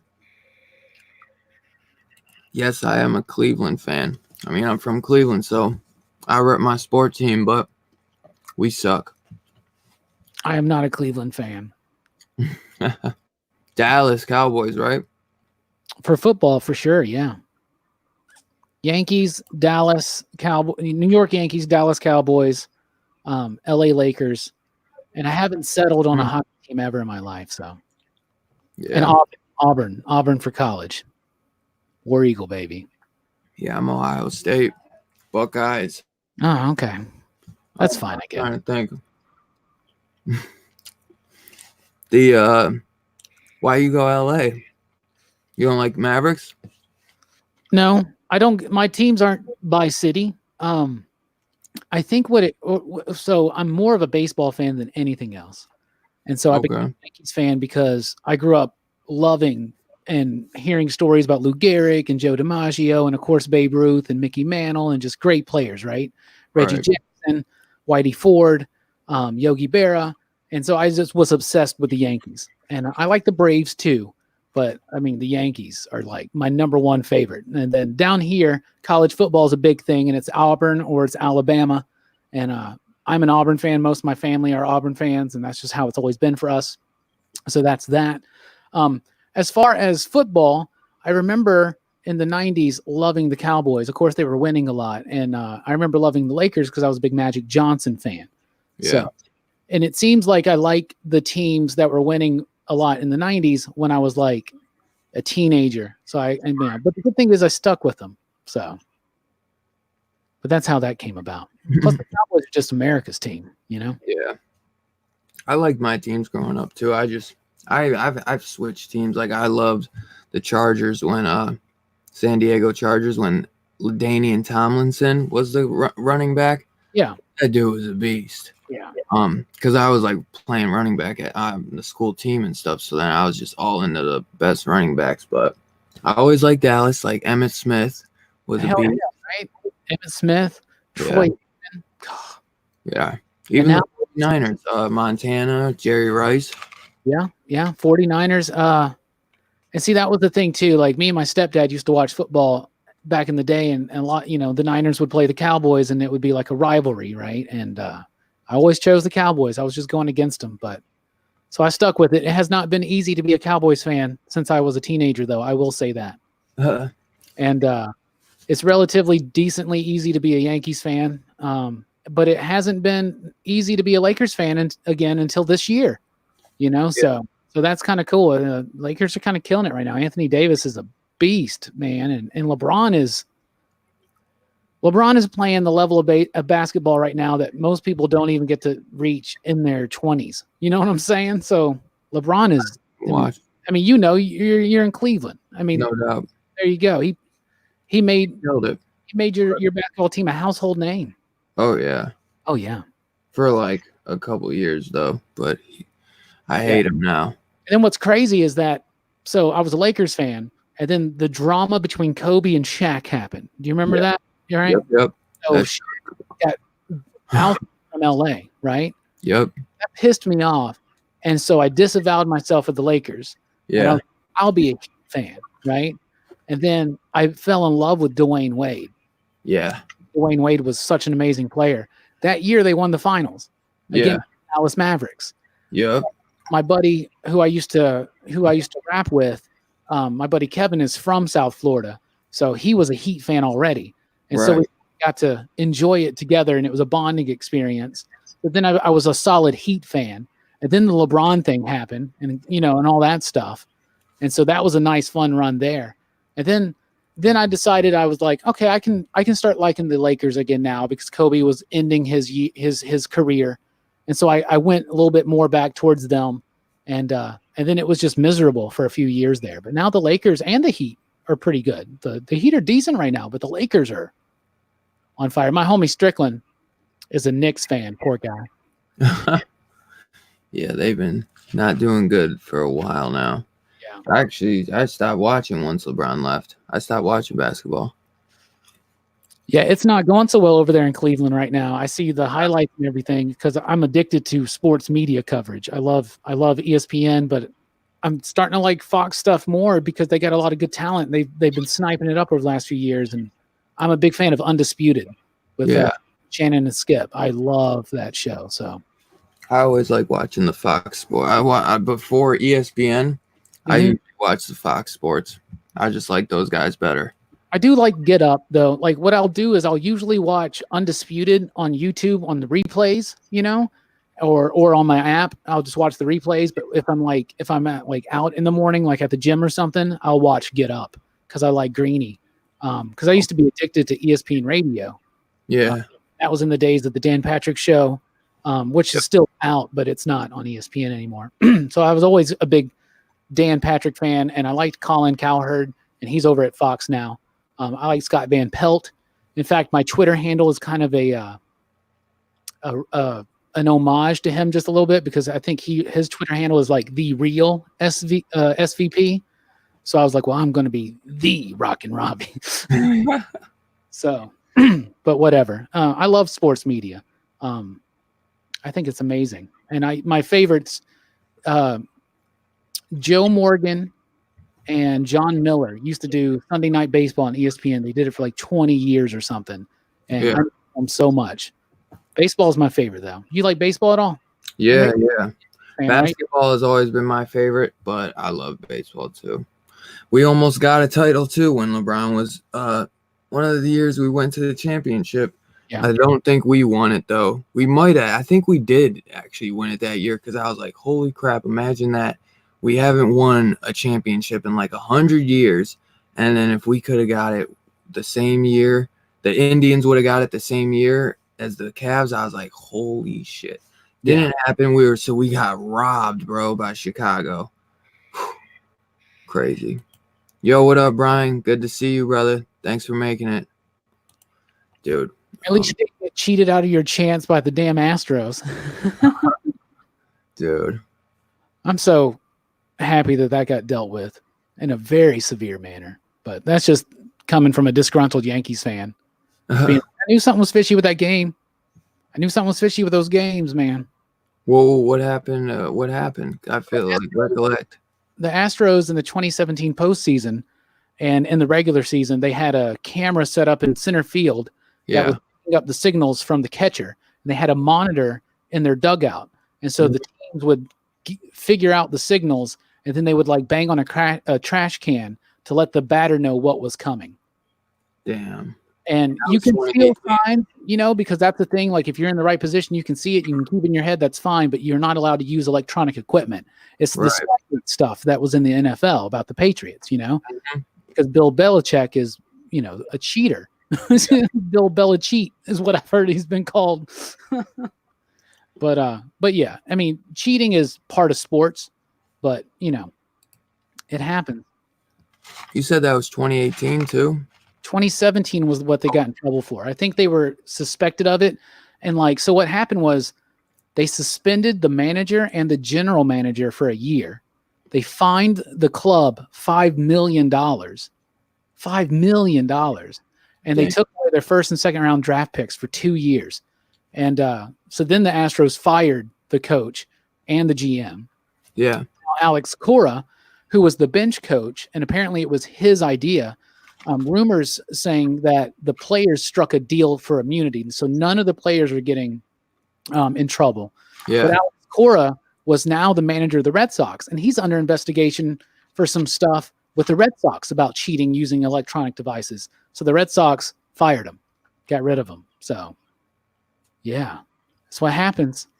And that directly affects the Yankees, meaning that, we were active in those years, in those postseasons, and so this year is going to be really rough on the Astros, man. And that was the year after we lost. We probably got robbed too by somebody. They probably cheated us. You never know, right? Everybody cheats. Work at. Yo, Kit and Buke. Part of baseball. You work at. My boy, actually, Rob Wayne. He lives in Sheffield, so let me know the shop so I can have him come through at least. I've been trying to find him a shop in Sheffield, but I don't know if he's even looked it up. But yeah, let me know the name. But dude, it's crazy, man. Yeah. I remember Chicago won in our city, and some guy a Chicago Cubs fan got knocked out. After he was running his mouth in Cleveland. Outside in the Cleveland stands, he got dropped. That's not a wise thing to do.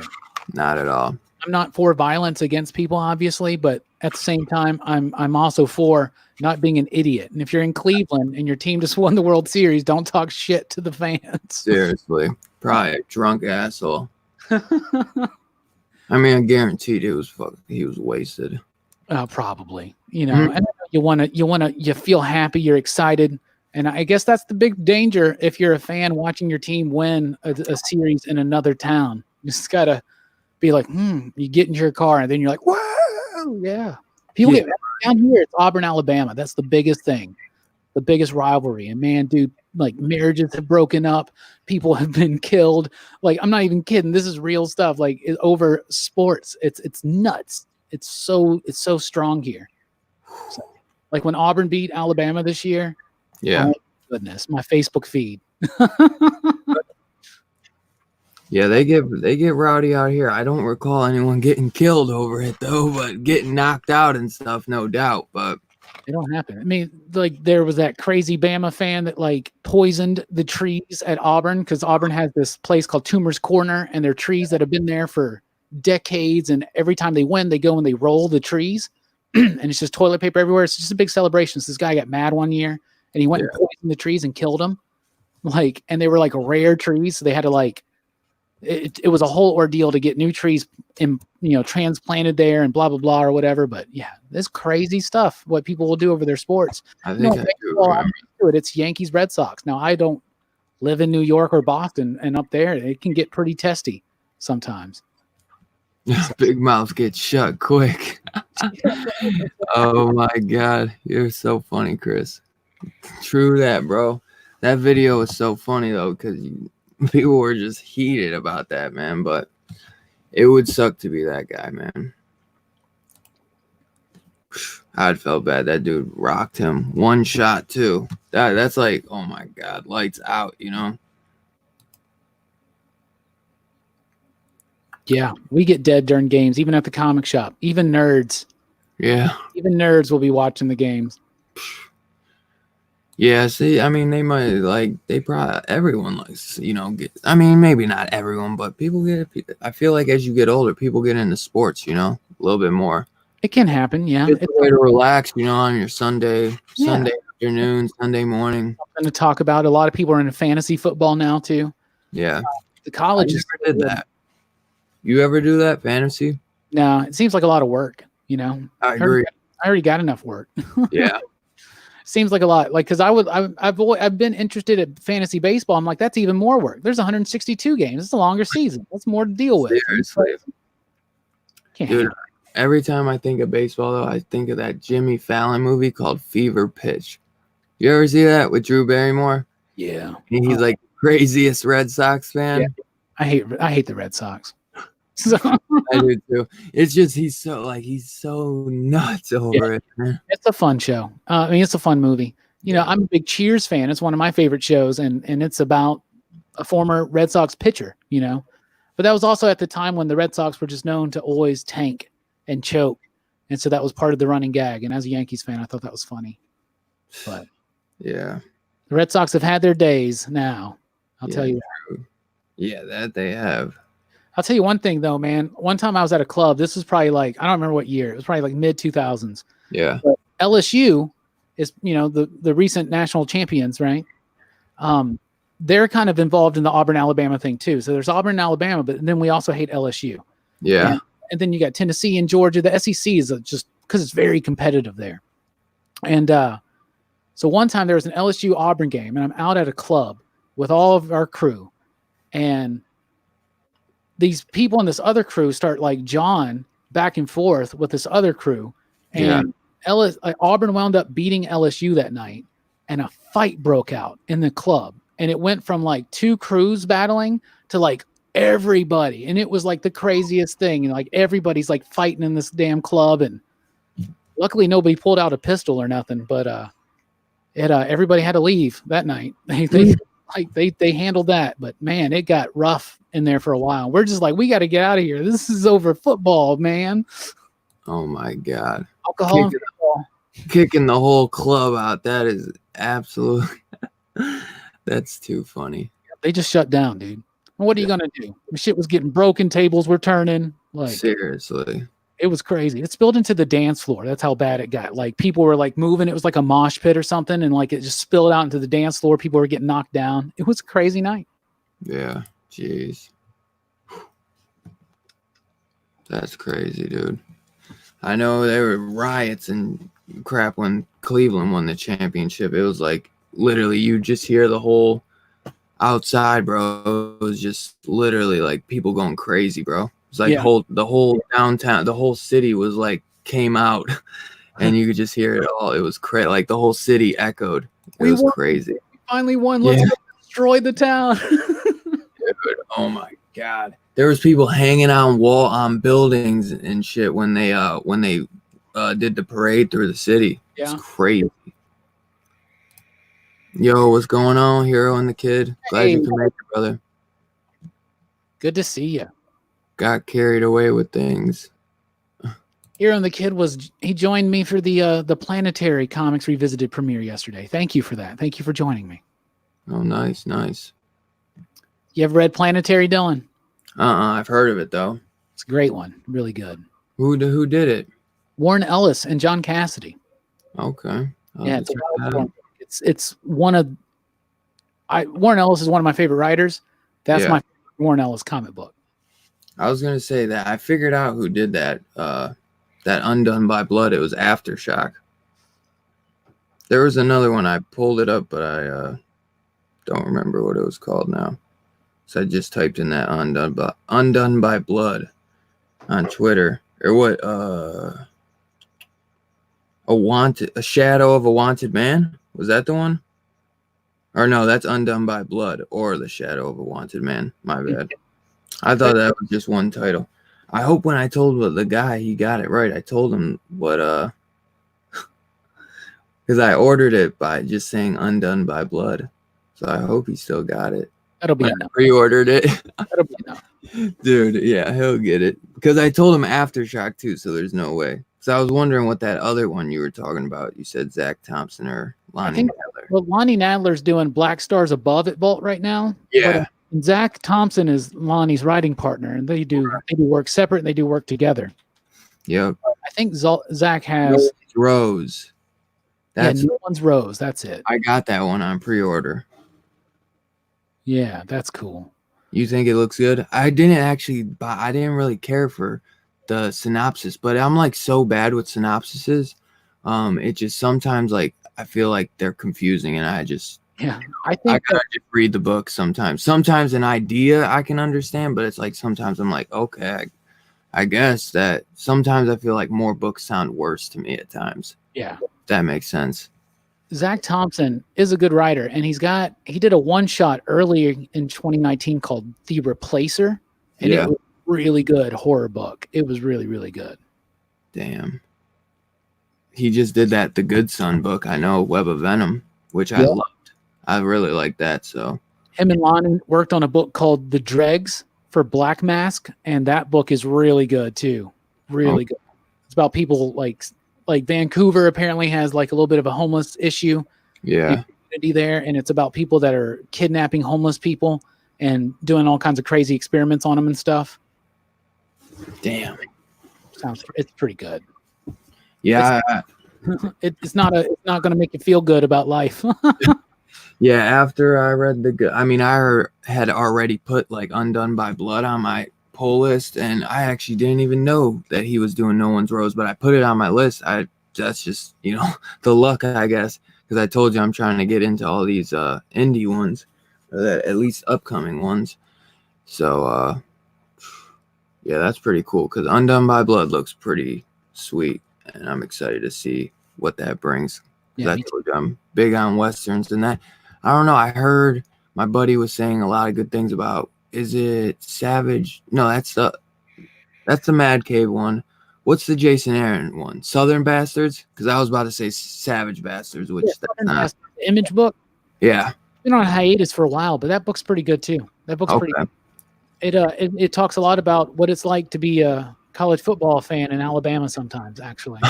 Really? Yeah, because one of the like high school football, for instance, because of it is so important here. And have you ever seen Varsity Blues? Yep. The story about like the kids that are being pushed into it by their parents and stuff like that. Mm-hmm. That's a Paul Walker movie. Or wait. Yeah. Paul Walker's in it, James Van Der Beek. I love that movie. But that's a real thing. And so there's in Southern Bastards, one of the villain type characters, Mm-hmm. I want to call him that, is the coach of the high school football team. And he's allowed to do whatever he wants. He's also a crime boss. And it's actually really cool. It's really cool. It kind of reminds me a little bit of Justified in a slight way.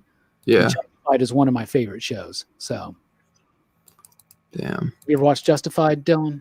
I've seen some of it, but I haven't seen much. I've probably seen a few episodes of the first season. That was FX, right? Yeah. Yeah, Timothy Olyphant. It's definitely worth watching all the way through. The second one is probably the highlight of it. I think Olyphant is really good. He's so good. I want him as Moon Knight. Really? That actually would be cool. Ever seen him in Deadwood? Deadwood. The HBO Western. If you like Western, you need to watch it. I think I just can't. I know. I think me and my dad actually watched that. So I might not have seen all of it. I might have just seen a few episodes here and there. How long is that? I feel like that was like a shorter one. They did 3 seasons and they just wrapped it up with the movie finally. So. Oh, okay. That's what it was. That's why I got confused, because I remember I watched the movie with him, Yeah. and he was like, "Yeah, there's actually 3 seasons too." So I might not have seen the 3 seasons. I might have just saw the movie. I like Oliphant so much because he can be comedic. He's really funny in a lot of roles. Like he's funny in there's a Netflix show with Drew Barrymore called The Santa Cruz Riot, and that's really super funny. But when he's intense and playing a badass, he does it so well, and he can do so much with just his mind. Intimidating too. Yeah. And that's rare to see someone that can go from goofy, silly to badass, like just on the drop of a dime, and that's what he does, and it's great. And I would love to see that in Moon Knight. I think that would work really well for the character. When I see it, when I think of his comedy, besides like that Santa Clarita, I always go right to The Girl Next Door when he played like that. Damn, I can't remember his name though. He had the funniest name. I think maybe Tank or something. Something like that. I don't think it was that. It was something, because he was like a porn director. Yeah, I loved him in he's in the Gone in 60 Seconds movie with Nick Cage. Yeah. I like him in that one too. He plays a detective, and he's kind of funny in that. He's in Go as well, the Doug Liman film, and I love Go. Go's so fun. So it's good stuff. I don't know if I've ever seen them. If you've never seen Go, it's really cool. Go's from the late 90s, probably 98, 99. It was in theaters at the exact same time that The Matrix was. So I guess that's 99. But Go's a good movie, just called Go. It's got Scott Wolf in it. It's got Katie Holmes. It's got Taye Diggs in it. It's a really good movie. And it's kind of Tarantino-esque in a way. So it's kind of Pulp Fiction a little bit. Okay, yeah, I found it. It's really good. Katie Holmes is in it, you said? Yeah. Yeah. Okay. And Timothy Olyphant plays a drug dealer in it, and just a great role. Yeah. Yeah, I'll have to check that out. Because it was hard to find because just Go, Yeah. Oh, yeah, no kidding. Yeah, Kid and Puke is right. 90s meth rave scene flick. Yeah. There was a big thing in the 90s when everybody was trying to make these rave movies because that was rave culture, They did a movie called Groove. I remember really loving that movie. Goes a little bit about it. It's about this. Basically, this woman is short on her rent, and she's got a crappy job at a grocery store. And so she decides that she's going to sell some drugs to make some money. And a lot of shit goes wrong. And there's 3 different stories, and they kind of overlap each other. And it's really cool, really fun. Okay. She winds up selling like chewable children's aspirin instead of actual drugs. So she's got these dudes in a van, and she's just giving them Tylenol, right? And they're like, "Oh, I feel it, man." She's like, "Yeah." And so they're all just buying it from her because they're all just trying to be cool. Yeah. And I went to Raves in the 90s, and it was kind of spot on with that. That's too funny. My God. I don't know if I've never been to a rave. Maybe just like a wannabe rave in a basement of my friend's house. Yeah. Yeah. This was the big 90s thing. It was just, that was what we did on the weekends. In the early 90s, when we were younger, we went skating, and then we went raving. Yeah. Do you like that? A lot of drug culture in there too. So. Of course. Did you like the 007 guy in that movie called Cowboys and Aliens? I never watched that movie because I heard it wasn't very good. That was a Jon Favreau movie. I remember wanting to see it, then I never did. And so it was one of those things I just never got around to revisiting. I actually like it. It's not like the most amazing thing, but I actually liked it. I like Western, so it's more Western-y. It just has that, aliens in it. Like it's literally a Western. They just add aliens to it, Yeah, I got you. But Dylan, I got to pop out for just a second again. Oh, no worries. I'm going to take like 30 seconds to just go pee. So yeah, that's what I'm doing. We'll be back in like 30 seconds, guys.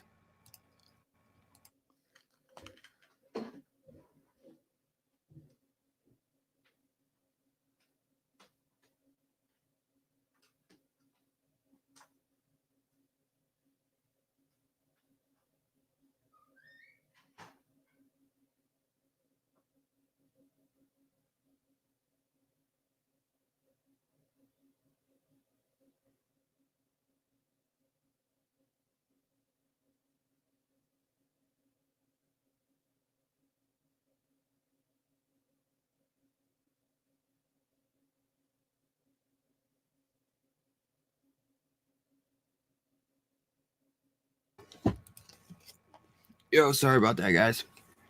When you gotta go, you gotta go. Yeah, he was a pretty cool Ghost Rider. I like the other guy even better, though, honestly. The old guy. It's gonna kill me. I can't think of his name, though.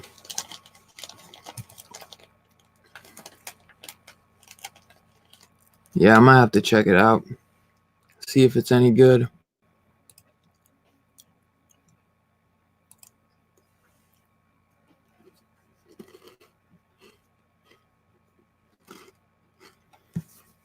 I think I heard that. It's a Tank Girl. But I don't know who Tank Girl is. I'll have to look her up. Robbie, I'm sure, knows who that is.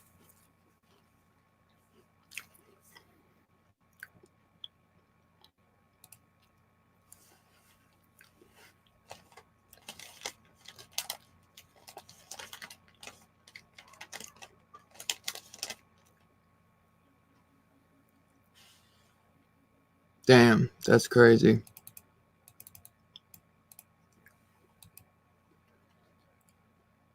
Say like this is the worst drugs I've ever had. Yeah, I really do enjoy it. I've always liked that movie, honestly. Olivia Wilde, yeah, yep. Can never go wrong with some Olivia Wilde.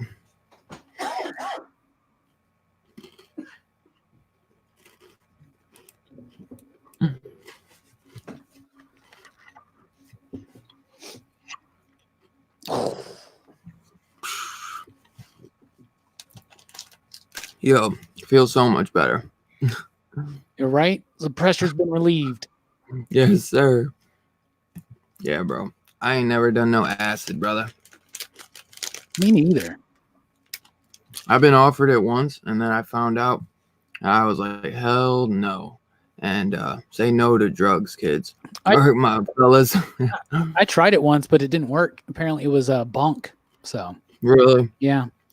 I found out this one dude had to get drug tested or something, and it was laced with PCP. Hey, man, PCP's great. Just kidding. I don't. Oh, they said Margot Robbie and her company got the rights to Tank Girl. You know who that is? Tank Girl? Yeah. Yeah. They did that movie with Lori Petty, right? Yeah. That's a comic book. Is it Jamie Howlett, I think, is the creator of Tank Girl? Jamie Howlett's the cat that co-created the Gorillas with Damon Albarn, I believe. Yeah. Big Gorillas fan. Do you like the Gorillas, Dylan? Yeah, I do. Yeah, me too. That singer's Damon Albarn. He's from Blur. Blur's one of my favorite bands ever, so I'm a big fan. Hell yeah. Somebody said they used to go to raves and did acid and ecstasy, man. Candy flipping. Yeah. That's dangerous. I know, that's why I was like, I ain't never done that shit. I mean, either.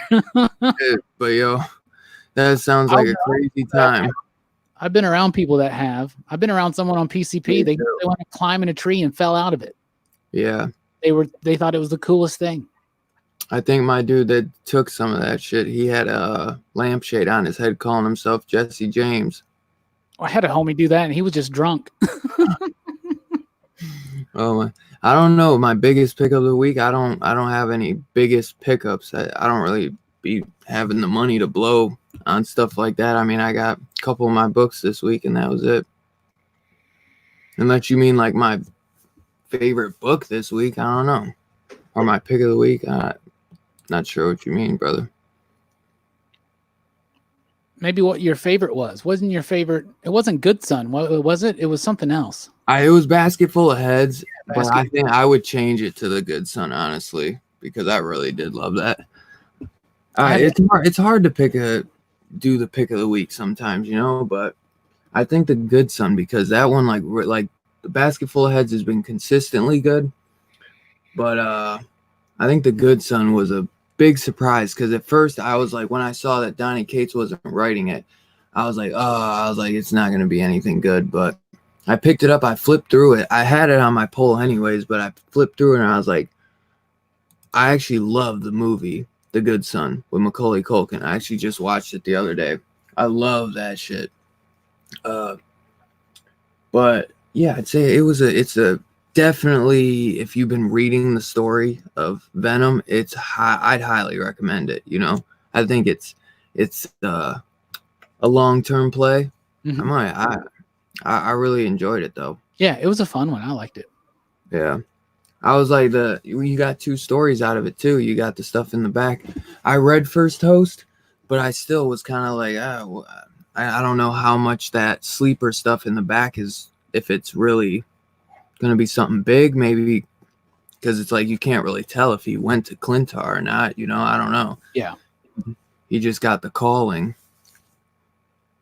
Yeah. Venom's been cool though, and I thought it was a good way to like the Web of Venom one shots for the most part have been pretty good, and for the most part pretty important to the ongoing story.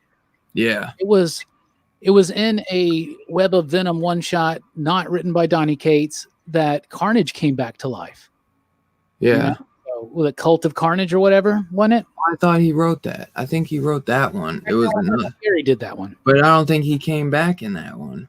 Maybe it was like that was all about the cult that was trying to bring him back. Okay, but at least I could be wrong. He might have came back at the end of it, but I thought Donny Cates wrote that. I don't know. Maybe I'd have to go back and look at it again. Yeah, I have my box like right over there, but I don't know if I want to walk away to get it. I can though, but no, that's fine. I can actually probably look it up quicker because I'd have to just go through my long box. You know what I'm saying?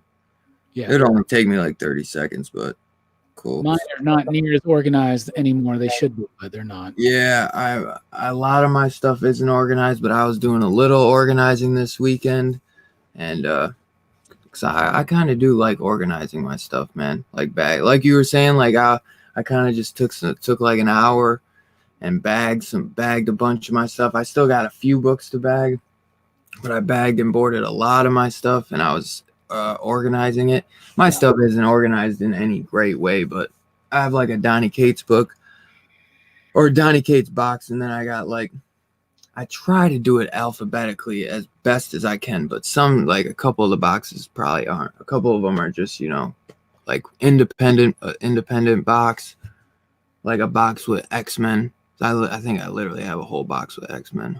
Yeah. And box of Spider-Man, and then just some boxes that are merged. A whole box of X-Men and have only been collecting since House of X. Seriously. But I've been collecting since the Rosenberg. There's a few, since the Rosenberg. Actually, no. Did Age of X-Men come before the Rosenberg? I think that's when I started collecting. Age of X-Men was like right during. Yeah, okay. So I got some of the Age of X-Men. I didn't even get all Age of X-Men. I got some of it. Yeah. I got like Next Gen. I got that. I got all them Next Gen books. Next Gen was pretty good. That was Brisson, and it had Glob in it. Our boy Glob. And then I liked Prisoner X. I thought Prisoner X was a good one. Those were the two I was getting. Prisoner X, and because I like Bishop. What about Guns N' Roses? I'm not really a big fan of Guns N' Roses. Me either. I probably like him better if it wasn't Axl Rose singing. That's the part I don't like. I don't like Axl Rose's voice, and I don't think I like him. Seems like a jerk, but I'm sure most rock stars are jerks. But I don't know. There's a piece of me that likes Guns N' Roses. There's a piece of me that doesn't. I like Welcome to the Jungle. That's a fun song. Yeah, well, the classics are good, but like November Rain. Oh my god, I hate that song. It comes on, I'm like, change. I like Led Zeppelin and shit. Yeah, I love Zeppelin, Nirvana, Pink Floyd. We were listening to Pink Floyd at work today. Pink Floyd, Tears for Fears, and The Cure. That was all day at work today at the shop. So yeah, coolest comic shop ever, right? Hell yeah. No better way to spend your Saturday. Yeah, but I don't hate Guns N' Roses. Like, I think the band is awesome. Like, no, I don't hate them. I don't like. Yeah, they have some good songs. They were never high on my list. Yeah. There's some people might like every song by them. Like there's, that's how it is with some bands. Everyone's got their own thing. You know it. My favorite band's Oasis. I've always been Oasis. I know I've heard of that name. They were bigger than Night of the Year. and then through the 2000s in Britain especially, but they broken up. Noel Gallagher, Liam Gallagher. You remember the song Wonderwall? Do you know that song? What song? Wonderwall. Wonderwall. If I heard it, possibly, but that's probably their biggest one here in the States. Yeah. Okay. By Oasis, right? Yeah. Yeah, maybe if I heard it, because I'm bad. I'm like, that's how I've always been. Like all the classics, even like say, classics. I wouldn't even known. I will just songs, period. Like the hits, I would say hits. No, it's just funny that you said that because Wonderwall, I guess, is considered classic rock now. Is it? Okay, yeah, I know, because the way they changed that shit now is so goofy.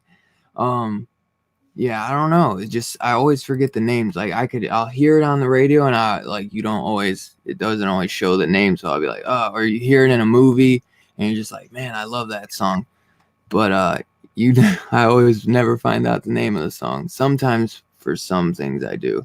I actually find out more and more as I've gotten older, and I'm like, okay, that's that song I've always loved hearing. Like, what is it? And I get it and put it on my Apple Music, Yeah.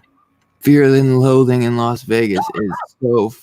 Oh my god, that one is so crazy. Great movie. That is so funny. If you're gonna do acid and watch a movie, that's the one to do, right? Dude, seriously. I see. I've watched that movie. I've tripped on acid. I don't need to take the real thing. You're probably right about that. Yeah, dude. Oh, no doubt, brother. I ain't judging, brother. I've had people do that shit, I just always be tweaked to do that shit, honestly. I don't think I could. I always just said I could never handle it. So, they say you don't want to be in the headspace like that. You don't want to be thinking negative thoughts. So I just always feel like I'm not in the headspace because I always feel like I would just tweak out or something. So I just I'm not going to do it because I'm going to tweak myself out. You know what I'm saying? So that's why well, Dylan, if you're thinking, I got the best excuse why I can't do it. If you're thinking that, then that will happen. Exactly. Like that's how just setting is everything. So exactly, man. I do all my movies in alphabetical order. My comics too, the ones that are organized are in alphabetical order. That's how my comics are. But my DVDs, I just have like my horror section and then like my Marvel and stuff. I don't have them alphabetically. Yeah, I don't know.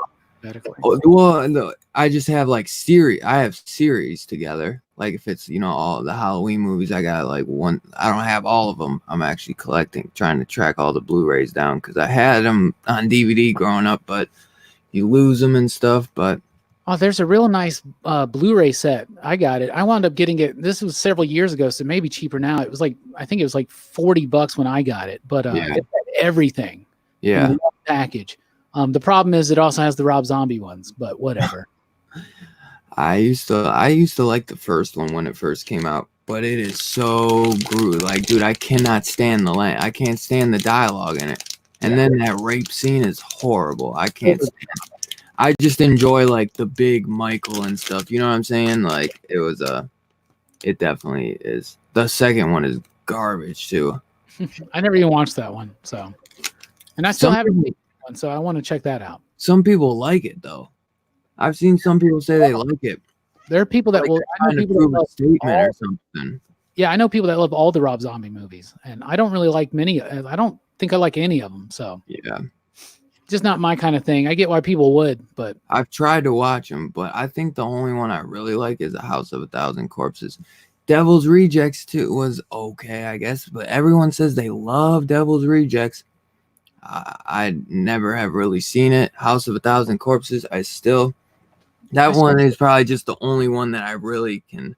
And it's just Texas Chainsaw Massacre. Yeah, exactly. And that's the only reason I think I like it, because I like Texas Chainsaw. Yeah, I mean, and some of the characters cool. Like, that's Bill Moseley, right? That's yeah, see, I like him from Chop Top. Yeah, and that's Sid my Haig, favorite one. Sid Haig is great in those films, but yeah, I don't know. I don't know. I've never been into the Rob Zombie movies. Dude, if he would just tone down his hillbilly language, they would maybe be a little better. But you just hear all this dialogue, and it's this filthy dialogue, and it just turns you off, man. It's like putting a sour, dirty and grimy, and not in a I don't know. It does. I don't know. It just, Yeah, it's just a little overboard, you know? yeah, exactly. It's just a little too much. How many boxes do you guys have? I don't know. Maybe like 8. I just bought a new box and I still need to buy one more. And I still won't have all my stuff filled up. I probably need like at least 10. But then I'll keep getting more, so then I'll need more and more. But I'm going to have to try to. How many boxes do you think you got? I don't know, probably between 20 to 25 shorts, but I've done many purges in my life. So right now, it's too many. What's that? You sell books off ever? Yeah. Oh yeah. Yeah.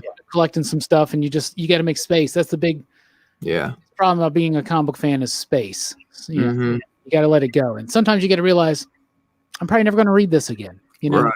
So, and if I do, I can get it trade. Exactly. And everything that you have or want will always come back around again and wait eventually. Yeah. So, and if it isn't, you just keep that, you know what I'm saying? Or you decide to let it go because you're like, I'm never going to read it, you know? Get that extra money. You determine what's valuable to you, and you can also use the hobby to fuel the hobby, you know? So it's like what Jim did his whole video about, you know, like, how do I afford all this stuff? Well, you know, I purge it, you know, like he sold a lot of statues and bought a truck. Right. That's pretty dope. That's a pretty cool thing to do.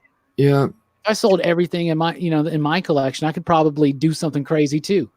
Yeah. You know, but when you're not organized, that's hard to do. So you got to stay organized, and that's something I definitely got to do because I need to purge. Yeah, because most people don't think about if you would have saved all that money you spent on comic books, you probably could get. If you would have just saved it over time, you would have got maybe a car. But yeah, but what happens if you took away all that happiness that you bought with those exactly? comics? I wouldn't do. Yeah, I'd have to get my comic books and still save money for the car. Yeah, right. But yeah, it's just cool that. You know, Jem was able to do that though, because like comic books, I feel a little different though than statues. I don't know. I never have a statue, so maybe it is. I don't know. Jem just the mentality he has is it's pretty amazing for a collector because it's rare to see that. I feel like I see it from a lot of people, but not from most. Most people that are collectors, we could be considered hoarders. There's a hoarder bit of me. Studio is just filled with stuff, and I can't even organize it in a really cool, flashy, neat way, except for on one wall because I have too much stuff. And you know, space is a problem. I don't have a whole lot of space. One day I'll have more space, but I don't know. You just got to be able to let go of things, and it's a nice exercise and unattachment. You know what I'm saying? When you're able to take something and just be like, yeah, I don't need this anymore. And like if you say you got a run of comic books. Some Iron Man comic books from like a few years ago. Maybe you'll never read those again. Maybe you could, even if you can't sell them, because a lot of comics aren't worth a lot of money, you know? Right. And shops won't buy them for much. People on eBay maybe won't buy them for much. But even if you just gave them away to somebody who read them and loved them and it impacted their life, man, that's really cool. That's a really cool thing to do. So another cool thing to do is to take random comics and leave them at waiting rooms. You know, with the magazines and stuff, just next time you're at the dentist, take some comics, read them while you're waiting, and then leave them there and let somebody else, maybe a kid, maybe an adult, will check them out and want to buy more, right? And flourish the industry or something. So, hell yeah, no doubt. So I think I'm trying to cut back on some of these because I feel like they end up like these comics, man. It's crazy. It's an investment that you don't get your return really on. Yeah. This is like when you buy a DVD, you know, have sold DVDs because I used to have over 1,000 movies, and I don't have near that much anymore. Of course, the world changed. You know, we got all these streaming services. A lot of stuff is available at the drop of a hat. So I still collect my favorites. I still keep them. Hey, what's up, David? What up, David? I'll never get rid of my Fantastic Four books. You know, that's my thing. I'll probably never get rid of my New Warriors or my Blade books that I have. Yeah. The books I have are all from the 90s. I don't have the original Tomb of Draculas. I would like those, but I'm more focused on Fantastic Four. That'd be cooler. My thing is I buy toys, and I buy old toys from when I was a kid, and I buy some new stuff. I'm a Power Rangers fan, so I got a lot of Power Ranger toys. I got all these damn Star Trek novels we were talking about. Comics. it adds up, man. There's no way I could get into statues or something. Plus, yeah, trade paperbacks, books. It's like, Jesus, huge collection. I hear that, bro. I hear that. Yo, what's going on, Pope? Good to have you, man. Thanks for coming and hanging on your Saturday night. Appreciate it. Whew. Yeah, dude. It's definitely being a little bit of a hoarder, but yeah, I think that's the same way I am, honestly. Like, it's they're all things I could let go, except there's certain like ones. Like, I wouldn't get rid of my Donny Cates books. That would probably be like one of the main ones, honestly. I'd have to think maybe my Alex Ross covers I'd like to keep, but yeah, man, I could get rid of like probably 80% of all of them. You know what I'm saying? If I really had to, I love them all, but it's like if you had to and you needed it, it wouldn't. You know what I'm saying? Yeah, it's fun to revisit the stuff you really like, and I love rereading, and I reread comics all the time. But sometimes another part of the joy of comics is just following along with the ongoing stories. Yeah. Some book you follow along, and then you're like, "Oh, I'm not going to revisit that," you know. But books you will. Yeah. But then, for instance, have you ever had like a random thought, "Oh man, why'd I get rid of my '90s Flash comics? Right. Let me get 1 month of the DC Universe app and read them." Right. So as long as options like that are out there, I think it's cool and fun. Hell yeah, no doubt. Keep the industry cycling. The secondary market's a big thing that fuels that and whatever. So hell yeah. Love. You'll just wind up burying, do you want a nice collection or do you want your collection to like basically own you, and you're like a slave to your collection and you're just buying things just because you feel like you have to, not because you want to. When you feel like you have to do something, I don't think that's a good thing. So sometimes it's good to purge because it lets you just chill out. How do you purge Taki's ass? I have 7 boxes from last year. Many ways.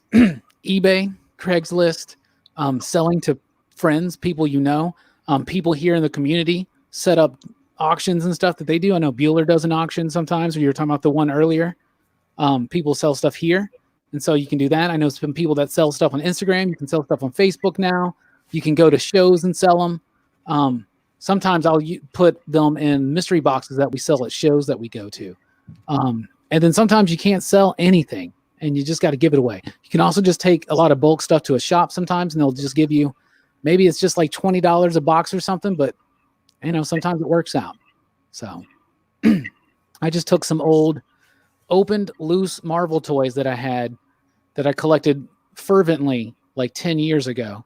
And I traded them all in and I got some nice old school Silver Age Fantastic Four books, and I got a bunch of Power Ranger toys for it. So yeah, kind of cool, good way to like fuel the collection without spending money all the time. Yeah. You gotta learn when to ease up. Yep. Collecting has seasons just like life does. You have moments where you need to slow down and get rid of things, and there are moments where you need to like collect a bunch and have a lot of fun stuff, and then just you got to go. That's how life is. It's up and down. It's cyclical, right? Yeah, no doubt. Yeah, comics do last a lifetime, but cars don't last forever.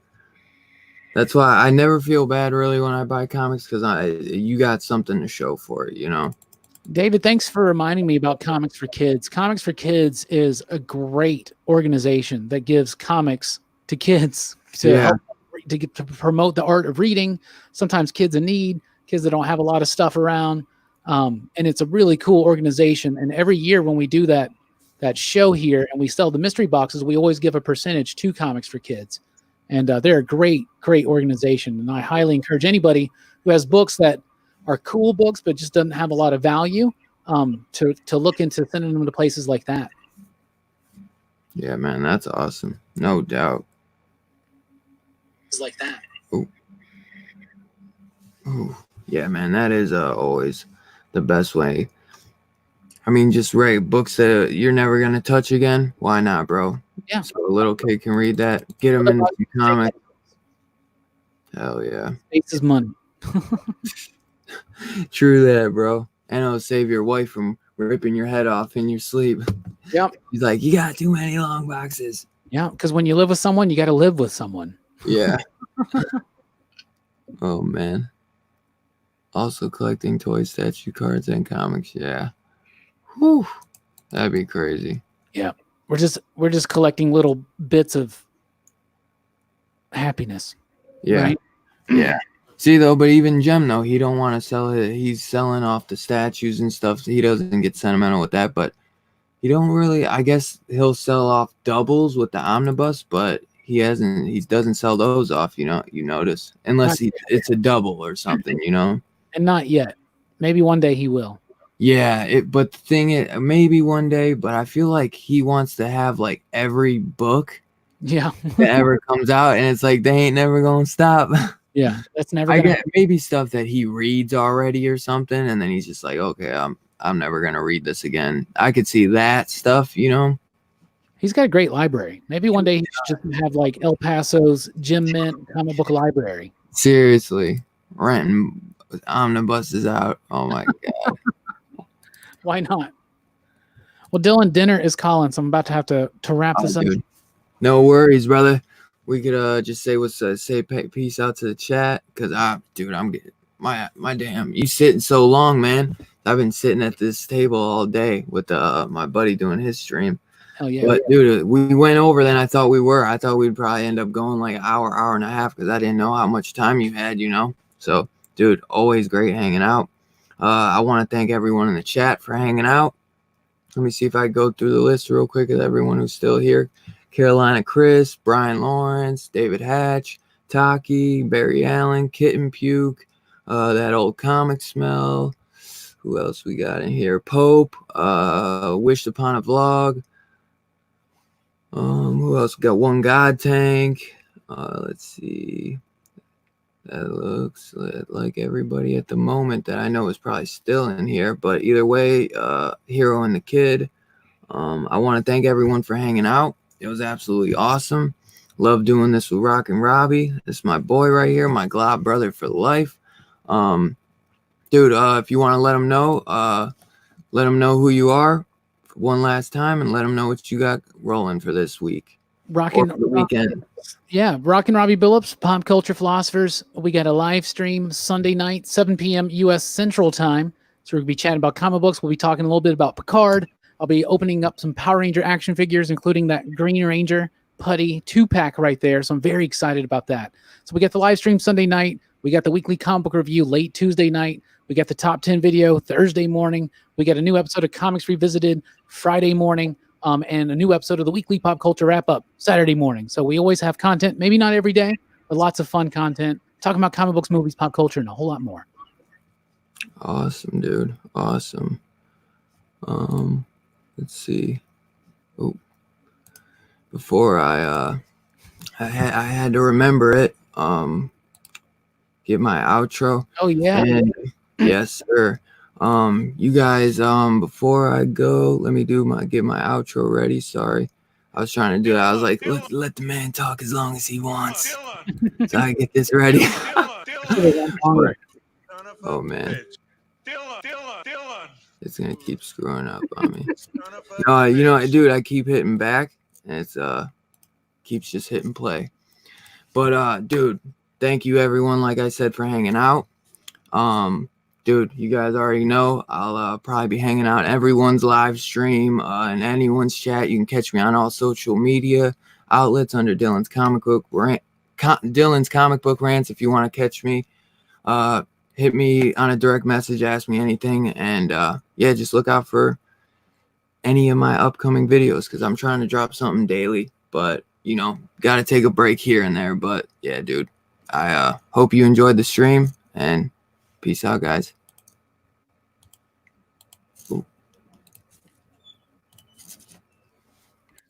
Dylan, you son of a bitch.